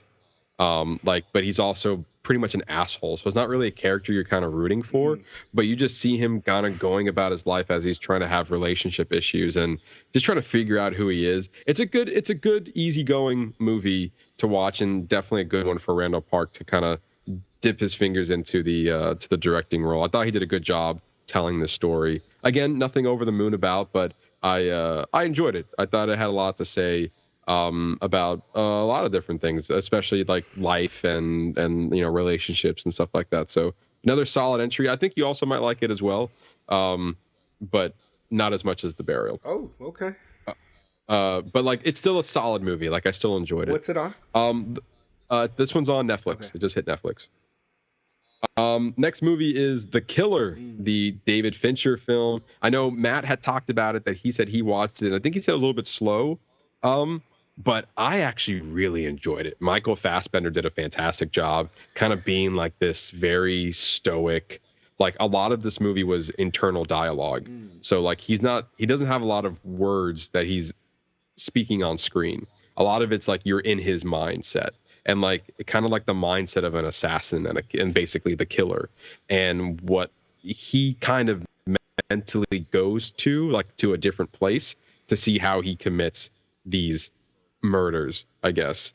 But there's a reason why he's in this particular story is not, he's like, it first started off as a job, and then somebody kind of screwed him over, and then now he's out for basically justice and revenge at this point. So it's like not overly complicated story to follow, but I think what really sells it is like basically the mindset of Michael Fassbender and like his inner monologue and like how he's able to do all the things that he's doing. I found it a very interesting watch. The beginning really hooked me, and then the rest of it can be like I was in it for the rest of the movie. I can see some people complaining that it's a little slow, but I think that was, to me, I didn't see it that way. I saw it as like part of the movie. Maybe I'll give it another shot, because I think it was me. I watched like the first 5 minutes, and I was like, I don't know.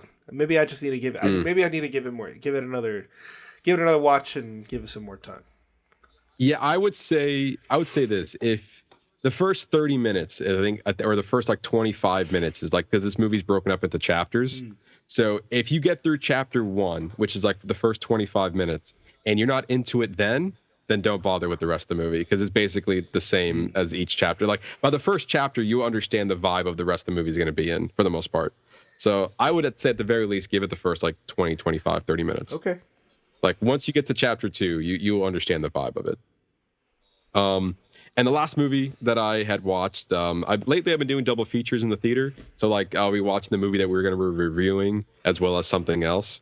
So like last week was The Zone of Interest and The Color Purple. This week was Argylle and ISS.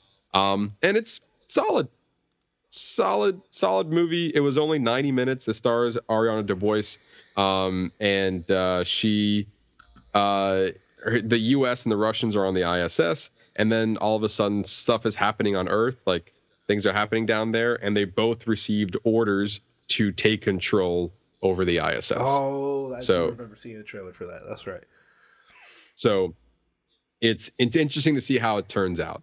I wouldn't say that there's not really a twist to it. You're just kind of seeing it how it played out for a movie that was 90 minutes. It's pretty solid. There was some elements of suspense in there. So I appreciated that. But like, again, nothing to write home about, nothing over the top. It was just your solid movie, 90 minutes. It's a movie that I watched. It was solid. And like, give it 6 months, I'll probably forget it. Like, it's just one of those movies that like you watched, you didn't mind it, and then you move on from it. So nothing you have to rush to go see. Definitely wait for streaming if you're interested. But if you're looking to kill 90 minutes, this is not a bad offer for sure.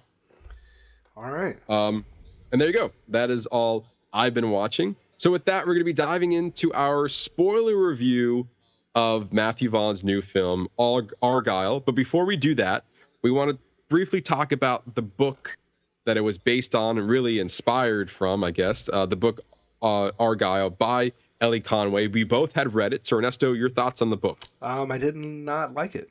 Did not like this book. Let me rephrase. There are certain scenes and setups that I liked, but overall as a story, like I found myself being pulled in and out, like not fully paying attention. It also threw me off that this is not the story I thought it was going to be as I picked it up, because I was like, oh, so it's going to be very similar. No, if you are interested in, if you like, well, I guess let me start with this. If you like the movie, then go read the book. Watch the movie, and then if you like the movie, then go read the book. Because, like, I thought the book would give me better context for the movie, and it did not at all. It's written by Ellie Conway, who, come to find out, is not even the person's name, and they're actually it's actually a ghostwriter. The Telegraph. They were unmasked by the Telegraph. It's two people. Terry Hayes, an Australian novelist and screenwriter best known for I Am Pilgrim, and Tammy Cohen, the British author of psychological thrillers, including When She Was Bad and They All Fall Down. So they both came together as this ghostwriter, Ellie Conway, and wrote this story. But now what I will say is, after reading the book, in the author's note in the end, it talks about like that there is actual research with CIA operatives and someone who actually knows how to read star maps. So there are interesting facets about this book, but as an overall constructed story, it was like less than okay. What I really like, for me, what I liked is the beginning of the book, like meeting Argylle in the jungle, and that whole first mission with him in the down plane and helping the operatives get out of there, and then that first mission when they get the first bracelet. To me, that was intense, and they're in an ambulance and they have to trade it out. Like, I felt that whole scene and setup to me was the most interesting part of the entire book. Even the like the reveal at the end of like who the double agent was. I was like, that was predictable. Yeah, it was predictable. Like, cause for him to fall in love with this girl in the middle of the book, I go, I bet she's the mole. It's like because then it tied too perfectly into him learning himself as a person, of like, be careful who you trust. You know, the greater the spy, the bigger the lie. It's the same. Like, it's the tagline of the book. Is it? Excuse me, of the movie. Of the movie, yes. Okay. But in the movie, it's part of the like the book promotion. Yeah. Yes. I was bored the entire time with this book. Like, I thought it was an interesting choice to have like this mundane, like we're kicking off with like we're kicking off with the mindset of the political Russian figure's wife. And I was like, what does this have anything to do with anything that's going on? And come to find out that it's such a weird part of the book. It's a weird way to start the book when this character really was not involved in the good majority of the book after the first chapter. Yeah. I just felt that was just so weird. What I eventually did start enjoying was the cutaways that we got of like every now we get like a little bit more details about Argylle, and then we cut away to like what's going on as our villain, the Russian villain, I guess in this case. And I like that. And then all of a sudden, and I guess what they call it, part 2. So like the book was put into like 3 different parts, I guess.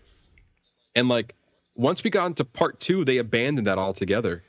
And I said, well, why would you have the whole first part kind of getting us in the mindset of our Russian villain here, and then we just drop it all together? At least for me, those were like interesting insights into like his process of trying to find the MacGuffin, which was the bracelet.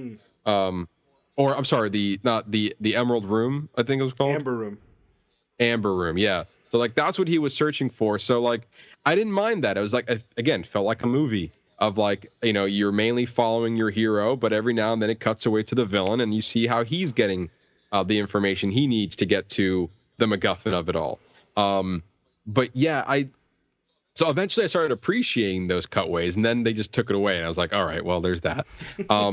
I felt that Argylle, and I maybe this is the movie's fault as the promotions. I just felt like we were going to get a different story out of this. Yes. Like the movie made it more like it was a fun spy adventure, and this felt so dull to me. Like we spent so much time with like him in the jungle was fine, and then he was like, oh, I don't know if I should join the CIA. My parents, they were so bad, like, but I just want to be good. Yeah, it's just like my troubles, and like the people, the part of the team, they don't trust me because there was a traitor in the midst, but not really, because we found out later in the book that he was not a traitor, but there was still a traitor in. It's like, what is going on right now? I do agree with you that the heist in like with the heist of achieving the first bracelet, and them at that function, and like with the ambulance and the chase and the like with the lights and everything, is like that was pretty good. Yeah. Like that was the start of part 2. And then I was like, all right, we had a rough part 1. Maybe part 2 is where it kicks off, because we're starting to actually go into the missions and actually going into like the espionage of it all and the globe trotting. I was like, okay, maybe it was just a slow start. But then after that one action set piece, it was like, now we had to think about what we did. And I was like, oh, that was a rough mission, and man, I really like this person and all this stuff. Like, no, what? Stop it. Is this a CW show? Get this out of here. Yeah. Oh my God. Yes. This felt like a CW show. Absolutely it did. It was just boring. And then by the time we got to the next set action piece, like I didn't care anymore. I didn't care about them jumping off of whatever mountain and like then driving a bus up, and then there's traffic, and like I did not care. And then we got to the end where like Quinn was our double agent, and which was so predictable, and then she ended up sacrificing herself and maybe possibly destroying the Amber Room as well as our villain. And then we see the wife now saying that I'm going to run for president, and then Argyle's like, and now off to the next mission, because this is my team now. Yeah. And it's like, all right, sure. And by the time I finished the book, I was like, maybe the movie is like a sequel to the book, because the movie started, and like Ellie Conway, the character in the movie, is like 5 books deep or 4 books deep, going on a 5th. I'm like, maybe this is like the origin of Argylle, and the movie was taking place as if many adventures had already happened. But no, that's not what it was either. No, not at all. And that's why I was like, maybe the book will give me a better understanding of the movie. And it didn't. It never, not one fact, not one thing connects. Just the fact that there is a book is the literal only connection. Yeah, it definitely just felt like that Apple and Matthew Vaughn just bought the rights to the name and a very, very small idea of what this character is. Because even you're looking at the book cover right now, it doesn't mean anything. Like him having the shaved head and like this broadness to him, it didn't add anything to the story of the book, I should say. Like it offered nothing, because he made it seem like he was like this off the walls kind of guy, action heavy. Like it's very misleading of what Matthew Vaughn ended up taking that material with. And it's funny because Ellie Conway is in no way attached to this movie whatsoever as far as a writing credit. And even the book cover says the book that inspired the major motion picture. But the book and the movie are separate. One has nothing to do with the other. We just took names and a haircut, and that's it. That's all we did with it. I mean, I agree. It's a plot. All this book is a plot device in this movie. That's all it is. Yes, exactly. And I'm very curious of what Matthew Vaughn read in the treatment and be like, oh, I have so many ideas about it, but it has nothing to do with the fucking story. Well, after seeing the movie and the connection, before we get into like full spoilers about the movie, I can see where the intrigue is based off his past work and what he did in this movie to connect to his past work. Sure, yes, which we'll dive into later. But yeah, if we're going to give this a rating, Ernesto, this book. We're doing book ratings now? Let's see. Not really, but I'm just curious. Let's add a 5. Yeah, why not? Yeah. I'm going to give it 2.5. And that's being generous. Okay. And that's only because I enjoyed the set pieces in the beginning of the book that you know, as we'll discuss when we talk about the movie, there was like a whole thing at the end of the movie that says Argylle Book 1 the movie coming soon. Like I would watch. Right. I would watch regardless of how I feel about this book, I would watch the movie. That we'll get into that end credit scene, but that's just a weird thing to tease at the end of the movie is like Argylle Book 1 coming soon. I was like, there's a lot of things that were teased about this movie. That's fair. That's that very seemed fair. to be taken on the assumption that this movie was going to be like a massive blockbuster hit, right? well, that's fair. Looking at it, that's what it felt like. It felt like that they knew that this was going to be a slam dunk, that they just put all this shit in place. I'm like, let's just watch the chips fall, boys. Yeah. And obviously that is not the case there, which we'll dive into the reviews and the box office reception for this movie. But I will give this like a 1.5 for me.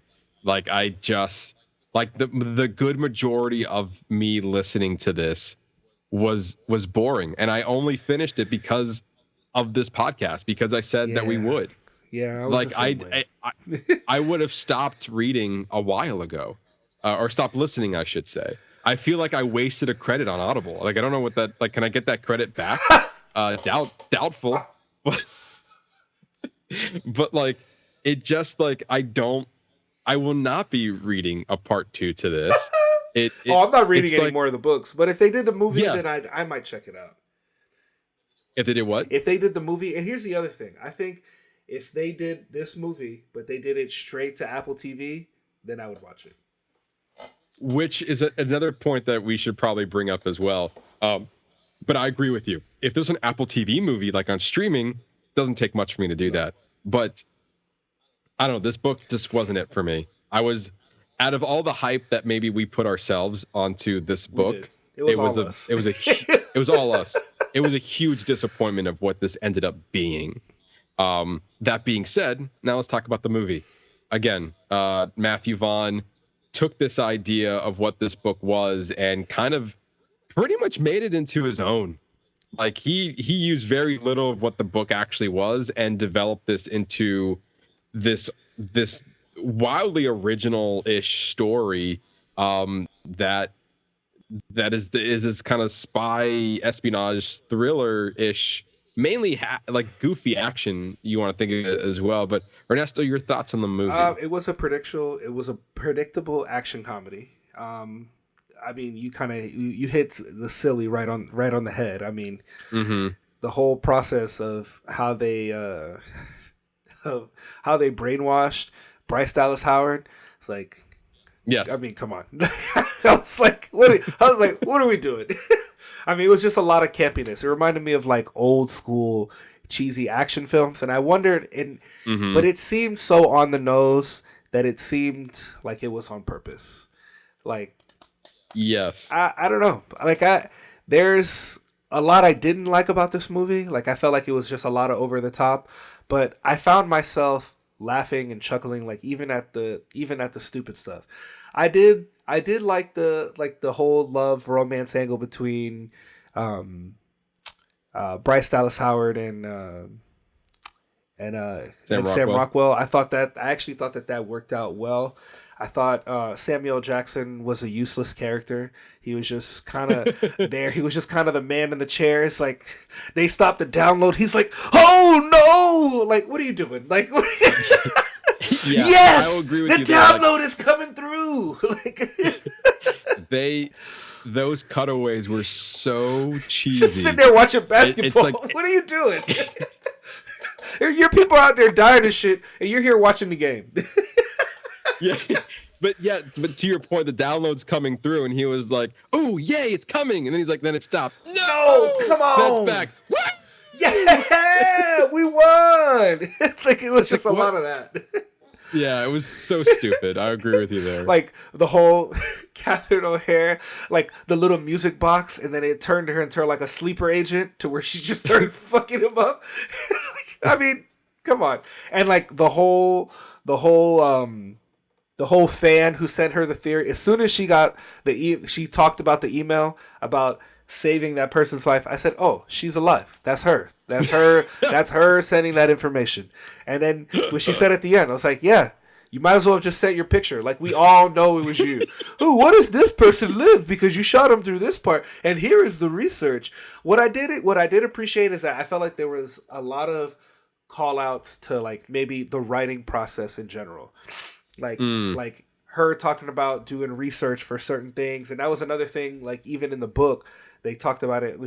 The forward at the end where they're talking about like all the research that's done, that it's not just shit that they make up. Like a lot of this, like Right. While the people and the places may be a little exaggerated, but where the facts that they're based off of are true. Like that whole gunshot to the chest, if you hit it just right, you know, I didn't look it up, but I believe him. whatever. But I think it was just the idea of taking the time to do research and like not just making up shit to make up shit. Like, and I think that's where the movie is kind of successful. Where it's a lot of the storyline is just all surface level. Like literally, like that we're looking for the master key, and this is, what do they call them? The directive, or the directive. it's like, yeah. Okay. I get it. It's like they're just starting their own like little like Avengers spy franchise, like the CIA. Like it's basically like James Bond. I kind of enjoyed it. Yeah. For what it was. Like it's not Matthew Vaughn's best work, to say the least. Let's put that out there. But I found myself having a good time watching it. Yes. And I feel like that there's some movies, again, knowing what you're going yourself into, and after seeing the trailer and constantly reading the book, and I was like, I knew earlier on that this book was not going to be the movie, so I stopped connecting the two altogether. And then when I'm watching this movie, I was like, well, there's nothing to do with the book, so I'm just going to forget that I even read this thing. But like, I was along for the ride. Like it was like kind of I was being entertained, and there was moments where I was like, this is funny, this is cool, like interesting set pieces for action. Like I wasn't bored when I was watching this movie. I feel like there's not a lot of room for you to be bored with this. You can be like all right, this is silly and campy for sure, but like I was never bored with it. And I feel like that's what like the Kingsman is. You just have like these crazy action set pieces, and it's kind of a little silly. And I think the Golden Circle kind of leaned into that silliness, where I feel like X-Men First Class and Kick-Ass was more of his grounded work, but also similar. And then you have the Kingsman where he's just being silly, and I feel like that he is just having fun with like the spy genre. Yeah. And that's kind of what I get from his movies. And now, you know, we see him trying to tie these movies together as the end credits suggest, of like this spy story is in the same universe kind of to the other spy stories that I've been developing. Yeah, like it's like this movie is offhandedly a part of the Kingsman universe, where Aubrey Argylle is like one of the original Kingsmen or one of the Kingsmen. I don't know if he was a part. He's been in associations with the Kingsman Society. Yeah. We don't know how and what way, but we know that he was involved. Maybe. What I do think this was one of their. What I also appreciate about the movie, even though again campy, silly, but the twists and turns of it all. Like there were so many of them, and I thought that when we were done with one, they just kept giving you more. And I can see some people being like, "This is now getting ridiculous," of how many twists and turns in this movie. But there were some of them I didn't see coming. Like honestly, that Bryce Dallas Howard was more than a writer, and she was actually an agent for this and all of what she was writing was stuff that happened in the past. Like this was her memories coming back. I'm like, you know what? I didn't see that coming, and I kind of like it. Yeah, like it brings the story and the silliness of it all somewhat together in a way, and I kind of like it. And then you see the rest of the movie. Like it was pretty like early on. I feel like not even halfway through the movie that reveal came in, mm-hmm. and then the second reveal was like I think it was like a double reveal where it's like this Bryan Cranston is your father. You're like, oh shit. And then like because you're thinking it's like, oh no, he's the bad guy and she's just the writer. And then you're like, oh wait, you're not even her dad. Oh, what? And that's not your mom. I liked how she brought it up. She goes, I'm just still trying to deal with the fact that my parents are not my parents and that my mom is oddly British now. Like it kind of just leaned into like the campiness of it, but like those aspects as well as her being now she's aware of herself being the spy, and then she found out that she was the double agent. Yes. In that, I think that was kind of fun too. Is like basically it's funny because even like who is Argylle and like I feel like now watching the movie it's kind of obvious because it's like, well, who's Argylle? It's me. Who's the secret agent? Also me. Who's the key to solving everything? It's me. It's always me. So wait, who's Wyatt in the book? It's the guy looking out for you. The guy who's been watching you for 5 years. Not weird. Not weird. But I think its biggest lie, I guess, the bigger the spy, the bigger the lie, was the use of its cast. Yeah. Like for example, like look who's front and center on this. Yeah. Henry Cavill. Look who's not in this movie a lot. Henry Cavill. And I think the biggest one was Dua Lipa. She was all over the promos for this movie. Yeah. And she's only in like the first 5 minutes. If that. 5 minutes. If that, like 2 or 3 like, scenes, and that's it. That was it. And I was like, wow. What a and even John Cena, very, very like a low, very small part in this movie. Ariana DeBose, they're all on the poster. She probably shared about the same amount of screen time as Dua Lipa in this movie. And then the rest of it, like Samuel Jackson, he looked like he's like second in the poster. Those 3 people in the front were barely in this movie. Your stars are in the ones in the back. Yes. Like Bryce Dallas Howard and Sam Rockwell should be in the front of this poster. 3 people back. They're in the 3rd row. Like, wait, what? Like, these are your stars in here. So like as much as I recognize that it's silly and it's kind of campy, the twists and turns of it all were kind of was I don't know. I felt like I was like, oh, that's funny. It's like I was enjoying myself watching this movie, and I feel like with watching Matthew Vaughn movies, I tend to do that because I like his style.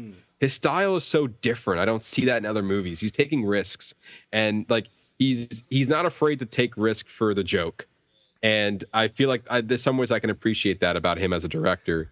Part of which I think one of my favorite action scenes was them on the train. where she keeps blinking and it keeps cutting from Rockwell and Henry Cavill, and like she's trying to fight with reality and fiction. And I thought that was a cool way editing wise. I feel like that wasn't easy to edit. Like every blink was then a different person doing the same action moves as the other. Like I feel like that would have been a lot of. Sorry. And the lines being the same. Oh yes, exactly. I feel like that was not an easy thing to do as far as editing wise, and I appreciate that in the editing and the action for that scene. And then the other thing that I find was one of the goofiest things, but I was having a good time watching it, was her ice skating through that. I told you. Skating through that. That was like one of my favorite oil. parts. I don't know why. It's like, the skating thing is real, right? And then she's like, all right, well, let me just take these knives and shove them on my boots, and I'm an oil skater now. And I'm just going to take out all these guys. Like, she does the sliding thing and starts slicing them, and she stabs that one guy. It was like so over the top, but whatever. I was here for it. It felt goofy, right, at this point. Yes, but like, it was super goofy. But it was like, I'm here for it, though. I don't know why, but I kind of like it. It's the same thing with the whole mind control thing at the end, where she like turns and she says all this shit, and then she turns it, and then she's like, and then she just starts beating his ass. Like, I don't know. That was extremely campy. Just one random screen on the outside of the ship that just happens to be, that'll upload directly to where you need it to, and it has a huge upload button, and you get a huge progress bar. Like, come on now. And the same for Samuel Jackson. He also got that huge progress bar. So like, good for him. I know, right? It's a very. What program are you convenient. guys all just using the same spy program? Like, and all for what? It's all just information. Yeah, right? Like, exactly. And at this point, like, what do we do? Because these people are dead now. So like, what do you? What was the point of the master file? Like, you killed them. So like, all this information, all this top secret information you're divulging, like your masterminds are dead. So now you have all this information. I guess you can foil other things that are happening, but as of right now, these people are dead now. I think, and that's what I mean. Like, it was kind of campy, and there's a lot of stupid shit that happens, but it's a great turn your brain off and watch. Like, I saw an interview with Matthew Vaughn, and he was saying that this was meant to be a fun movie in this dark world that we're in right now, and like this movie is meant to go sit down, have a good time, and enjoy yourself. And not for nothing, that is what I got out of this film. Like, I had a good time. Like, literally, like, they're falling in love with each other, and they got the smoke guns, and they're just shooting around. And if you look in the smoke and in the music, like, you see the hearts. And I did notice that music was a big part of it, and he was saying in an interview that his next movie is going to be a musical, and that the music action sequences was kind of like him testing the waters for his next project. Interesting. I did not know that he was focusing on another movie. I thought he was just going to go back and make another Kingsman movie. Well, clearly he is. Well, I guess there's that as well. He might be working on another Kingsman movie. What do you think about the tie-in, talking about the end credit scene? Like him tying it into the Kingsman universe. Do you think that was kind of out of left field? Do you think that kind of makes sense of it all? It was out of left field, but I was fine with it because both films fit the feel of Kingsman and the feel of Argylle. I mean, even now looking at the lettering and like kind of like the font style, like it's all very similar. It's all very cohesive, and the world they built in Argylle is obviously very similar to the Kingsman world. So, I mean, I'm fine with it. Yeah, I think now that like I saw, is like, to me that was probably one of the biggest surprises. It felt like back in like a couple of years ago when you were watching Split and you think it's just a normal M. Night Shyamalan movie, and at the end you realize it was in the Unbreakable universe. And then that Unbreakable and Split were in the same universe, and you saw Bruce Willis, and then later on he came out with a movie called Glass, connecting the two movies together. So this kind of felt like in a way where you think you're watching a standalone movie, toward the end you find out it was in the Kingsman universe all along. And so I wonder if like Matthew Vaughn kind of read this treatment, thought he could like use this spy novel that was, in being in the works, take it and like I can make this part of this universe, and I feel like I can make it the same vibe and have fun with like this writer who's turned this, because we also find out in the movie that Aubrey Argylle is a real person. Like we all throughout the movie we think it's a fictitious person in the that she's writing about, and you know, the presence of Henry Cavill. And then at the very end, we realize like, oh, he's also a real person, which felt like should have been an obvious thing because everything else was real about her stories. So why wouldn't the character that she made up also not be real? Because she even named her cat Alfie, which is the same as Samuel Jackson's character. So even that in her brain, she knew that like that name has some ties to her past as well. But I know I kind of like it, like the connectedness of it all. It makes it seem like it's something different, but the same. Agreed. And I think I was watching an interview that he was doing, and he was saying like, here's Kingsman to the right, and then you have Argylle to the left, and maybe if we're willing, they could meet in the middle somewhere and have a project where they can. But as of right now, they're still separate, but also in the same universe. But it could be together or it could not. Like, I think he left it open for the idea that it could be connected or it could not be connected if they want to continue moving forward with this project.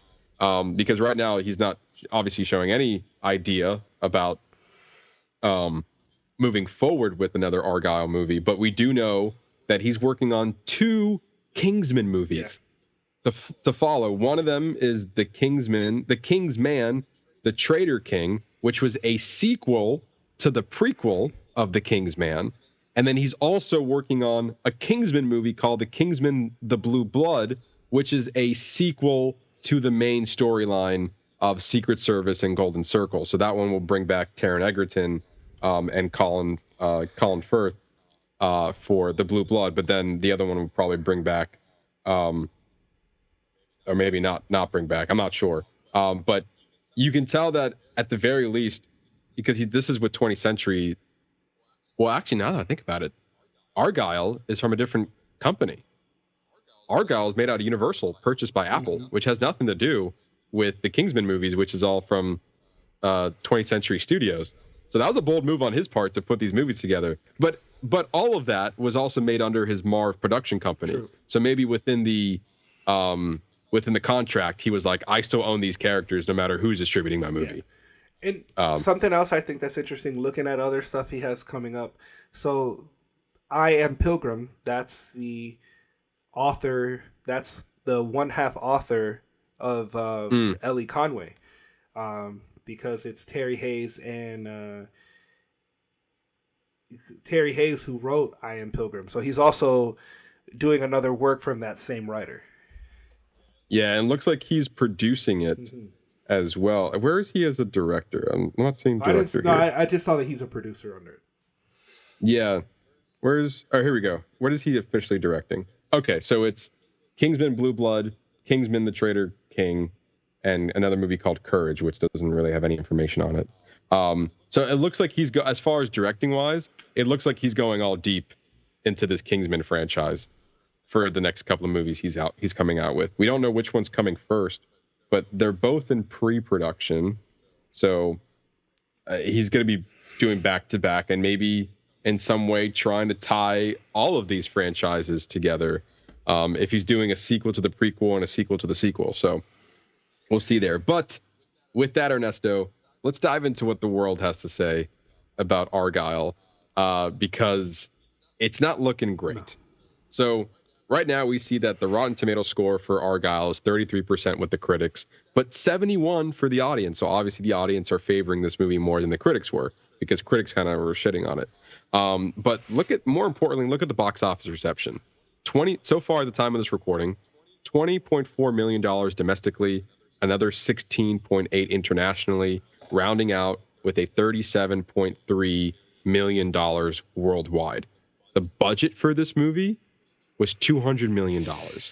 Yeah, I don't know. That's a big number to hit. Yeah, that's needless to say is not a winner there. No. Like that is a flop. Like Why do you think people didn't go see this movie? I mean, I don't know, because they've been promoting the shit out of this movie. I've been seeing promotions for it all the time, all over, and I think it's because I think the trailer is too vague, and I know it's purposefully vague, but maybe it's too vague to the point where like people don't know what your story's about. Like not enough to get them in the door. And this is, and, you just gotta be. It has to be your type of movie. But I feel like Matthew Vaughn has established himself as a director you go watch his new movies for. Oh, I agree. I don't know.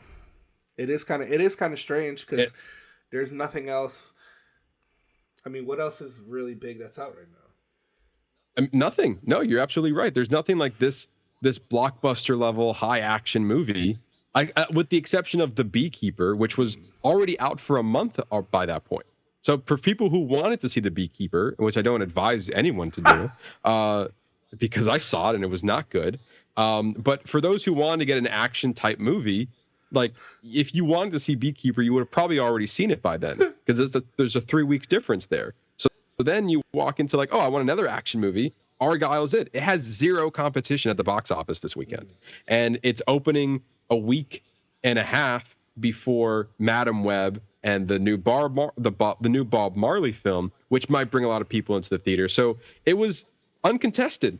Like there's no one was stopping in its way from being a success. So why people didn't show up is beyond me. I found that very interesting. Killers of the Flower Moon, which was also a Apple TV purchase and is now available on Apple TV. I'm trying to see what the opening. Yeah. So what I find really crazy is that this movie opening weekend was 18 million. Now, again, the time of the recording looks like it earned another 2 million there.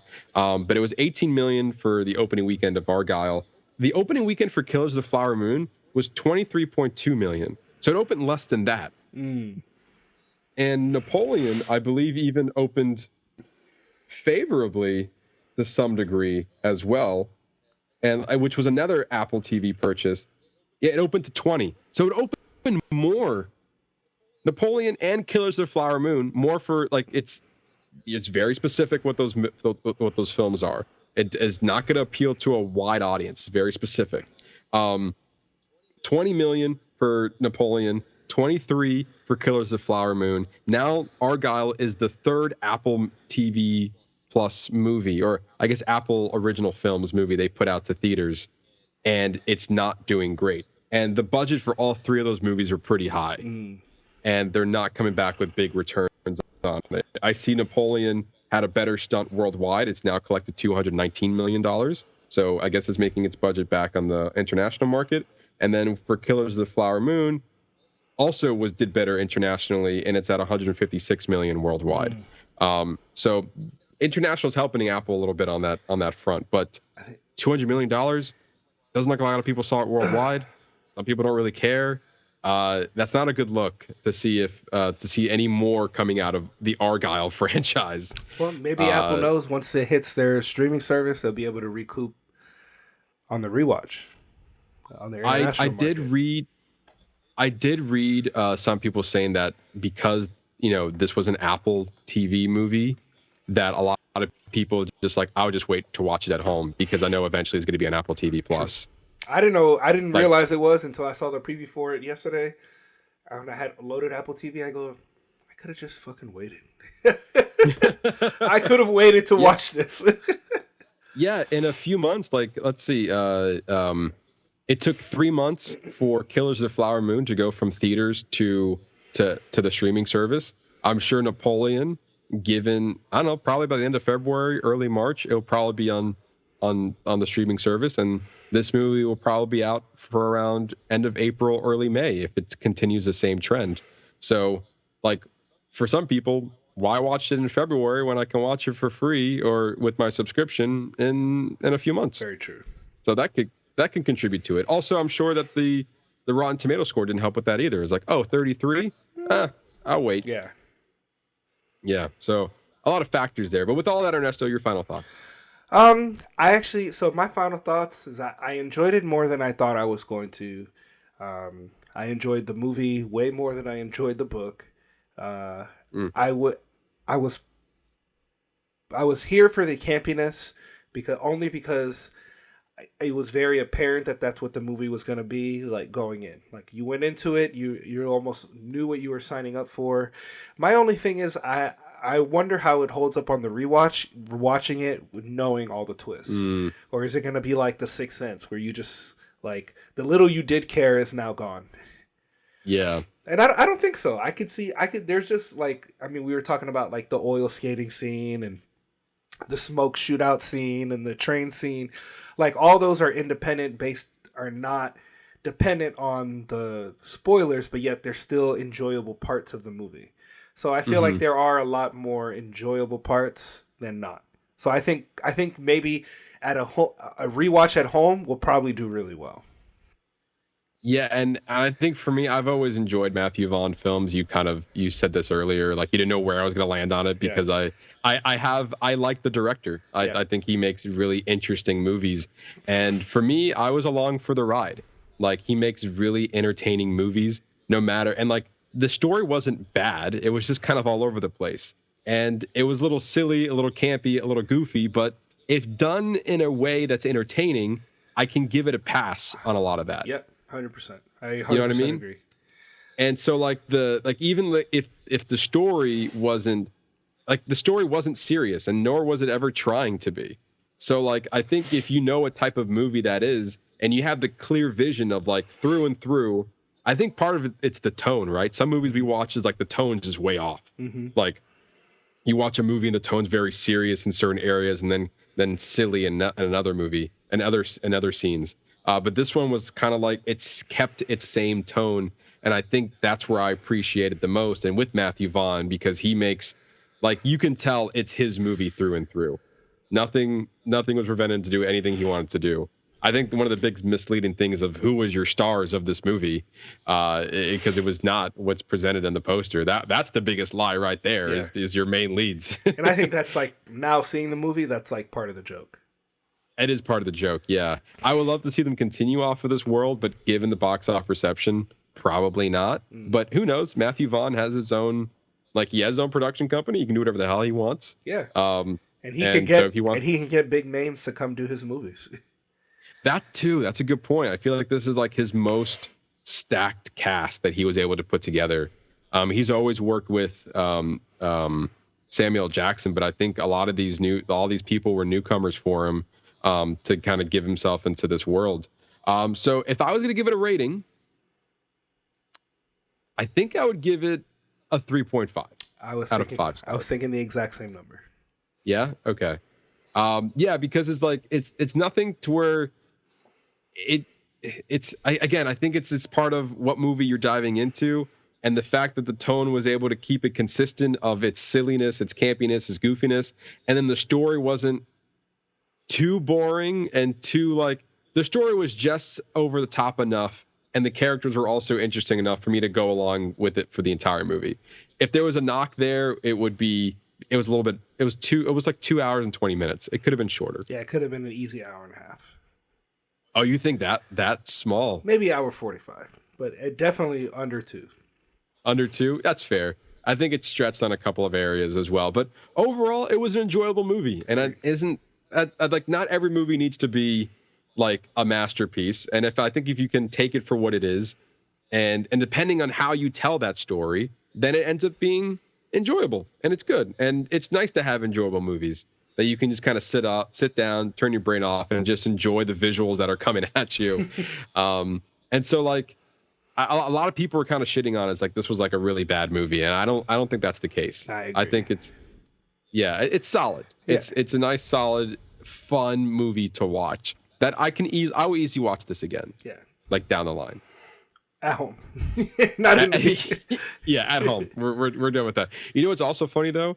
There was again, just kind of speaking to the box office numbers, I was the only person in the theater. Oh, really? It was me and another guy. And then about not even a third of the movie, he left. And I thought he was going to come back, and he didn't. So shush you. So 2/3 of the movie, I was like, this is just me in here right now. All by myself. At this point, if I really wanted to, I could start running up and down the theater and no one gonna say shit. Yeah. because it's Argylle! Like, right, nobody. just- and it was like one of their bigger theaters too, because it's a big movie. Yeah. So like it was really big for just me in the middle. It was so funny. I was actually just died like halfway, like around like 30 minutes after he left. I was like, he's not coming back. Like, did he just leave? Did he get his money back? Did he go just walk into another movie? Like, I don't know what he did. Like he bought popcorn and everything. Like, what'd you do with that? See, he committed. Like, he committed.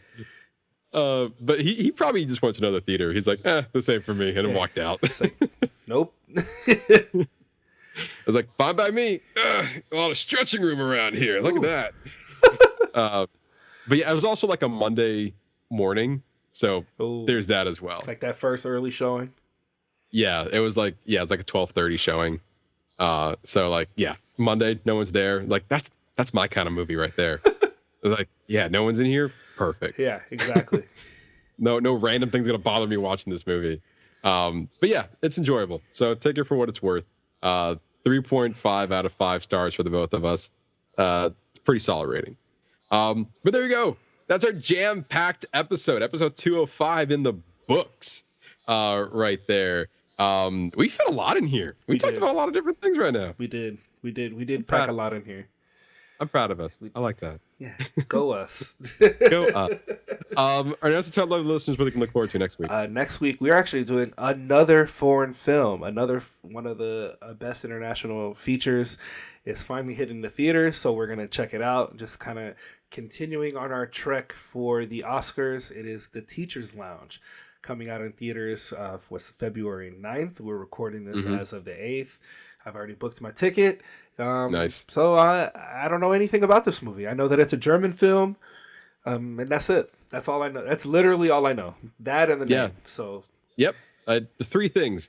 It's Oscar-nominated international feature. True. It's a German film, and it's in theaters this Friday. Yep. So we're gonna check it out. And the name. It's also short. It's 90 minutes. Yeah, I'm all about that.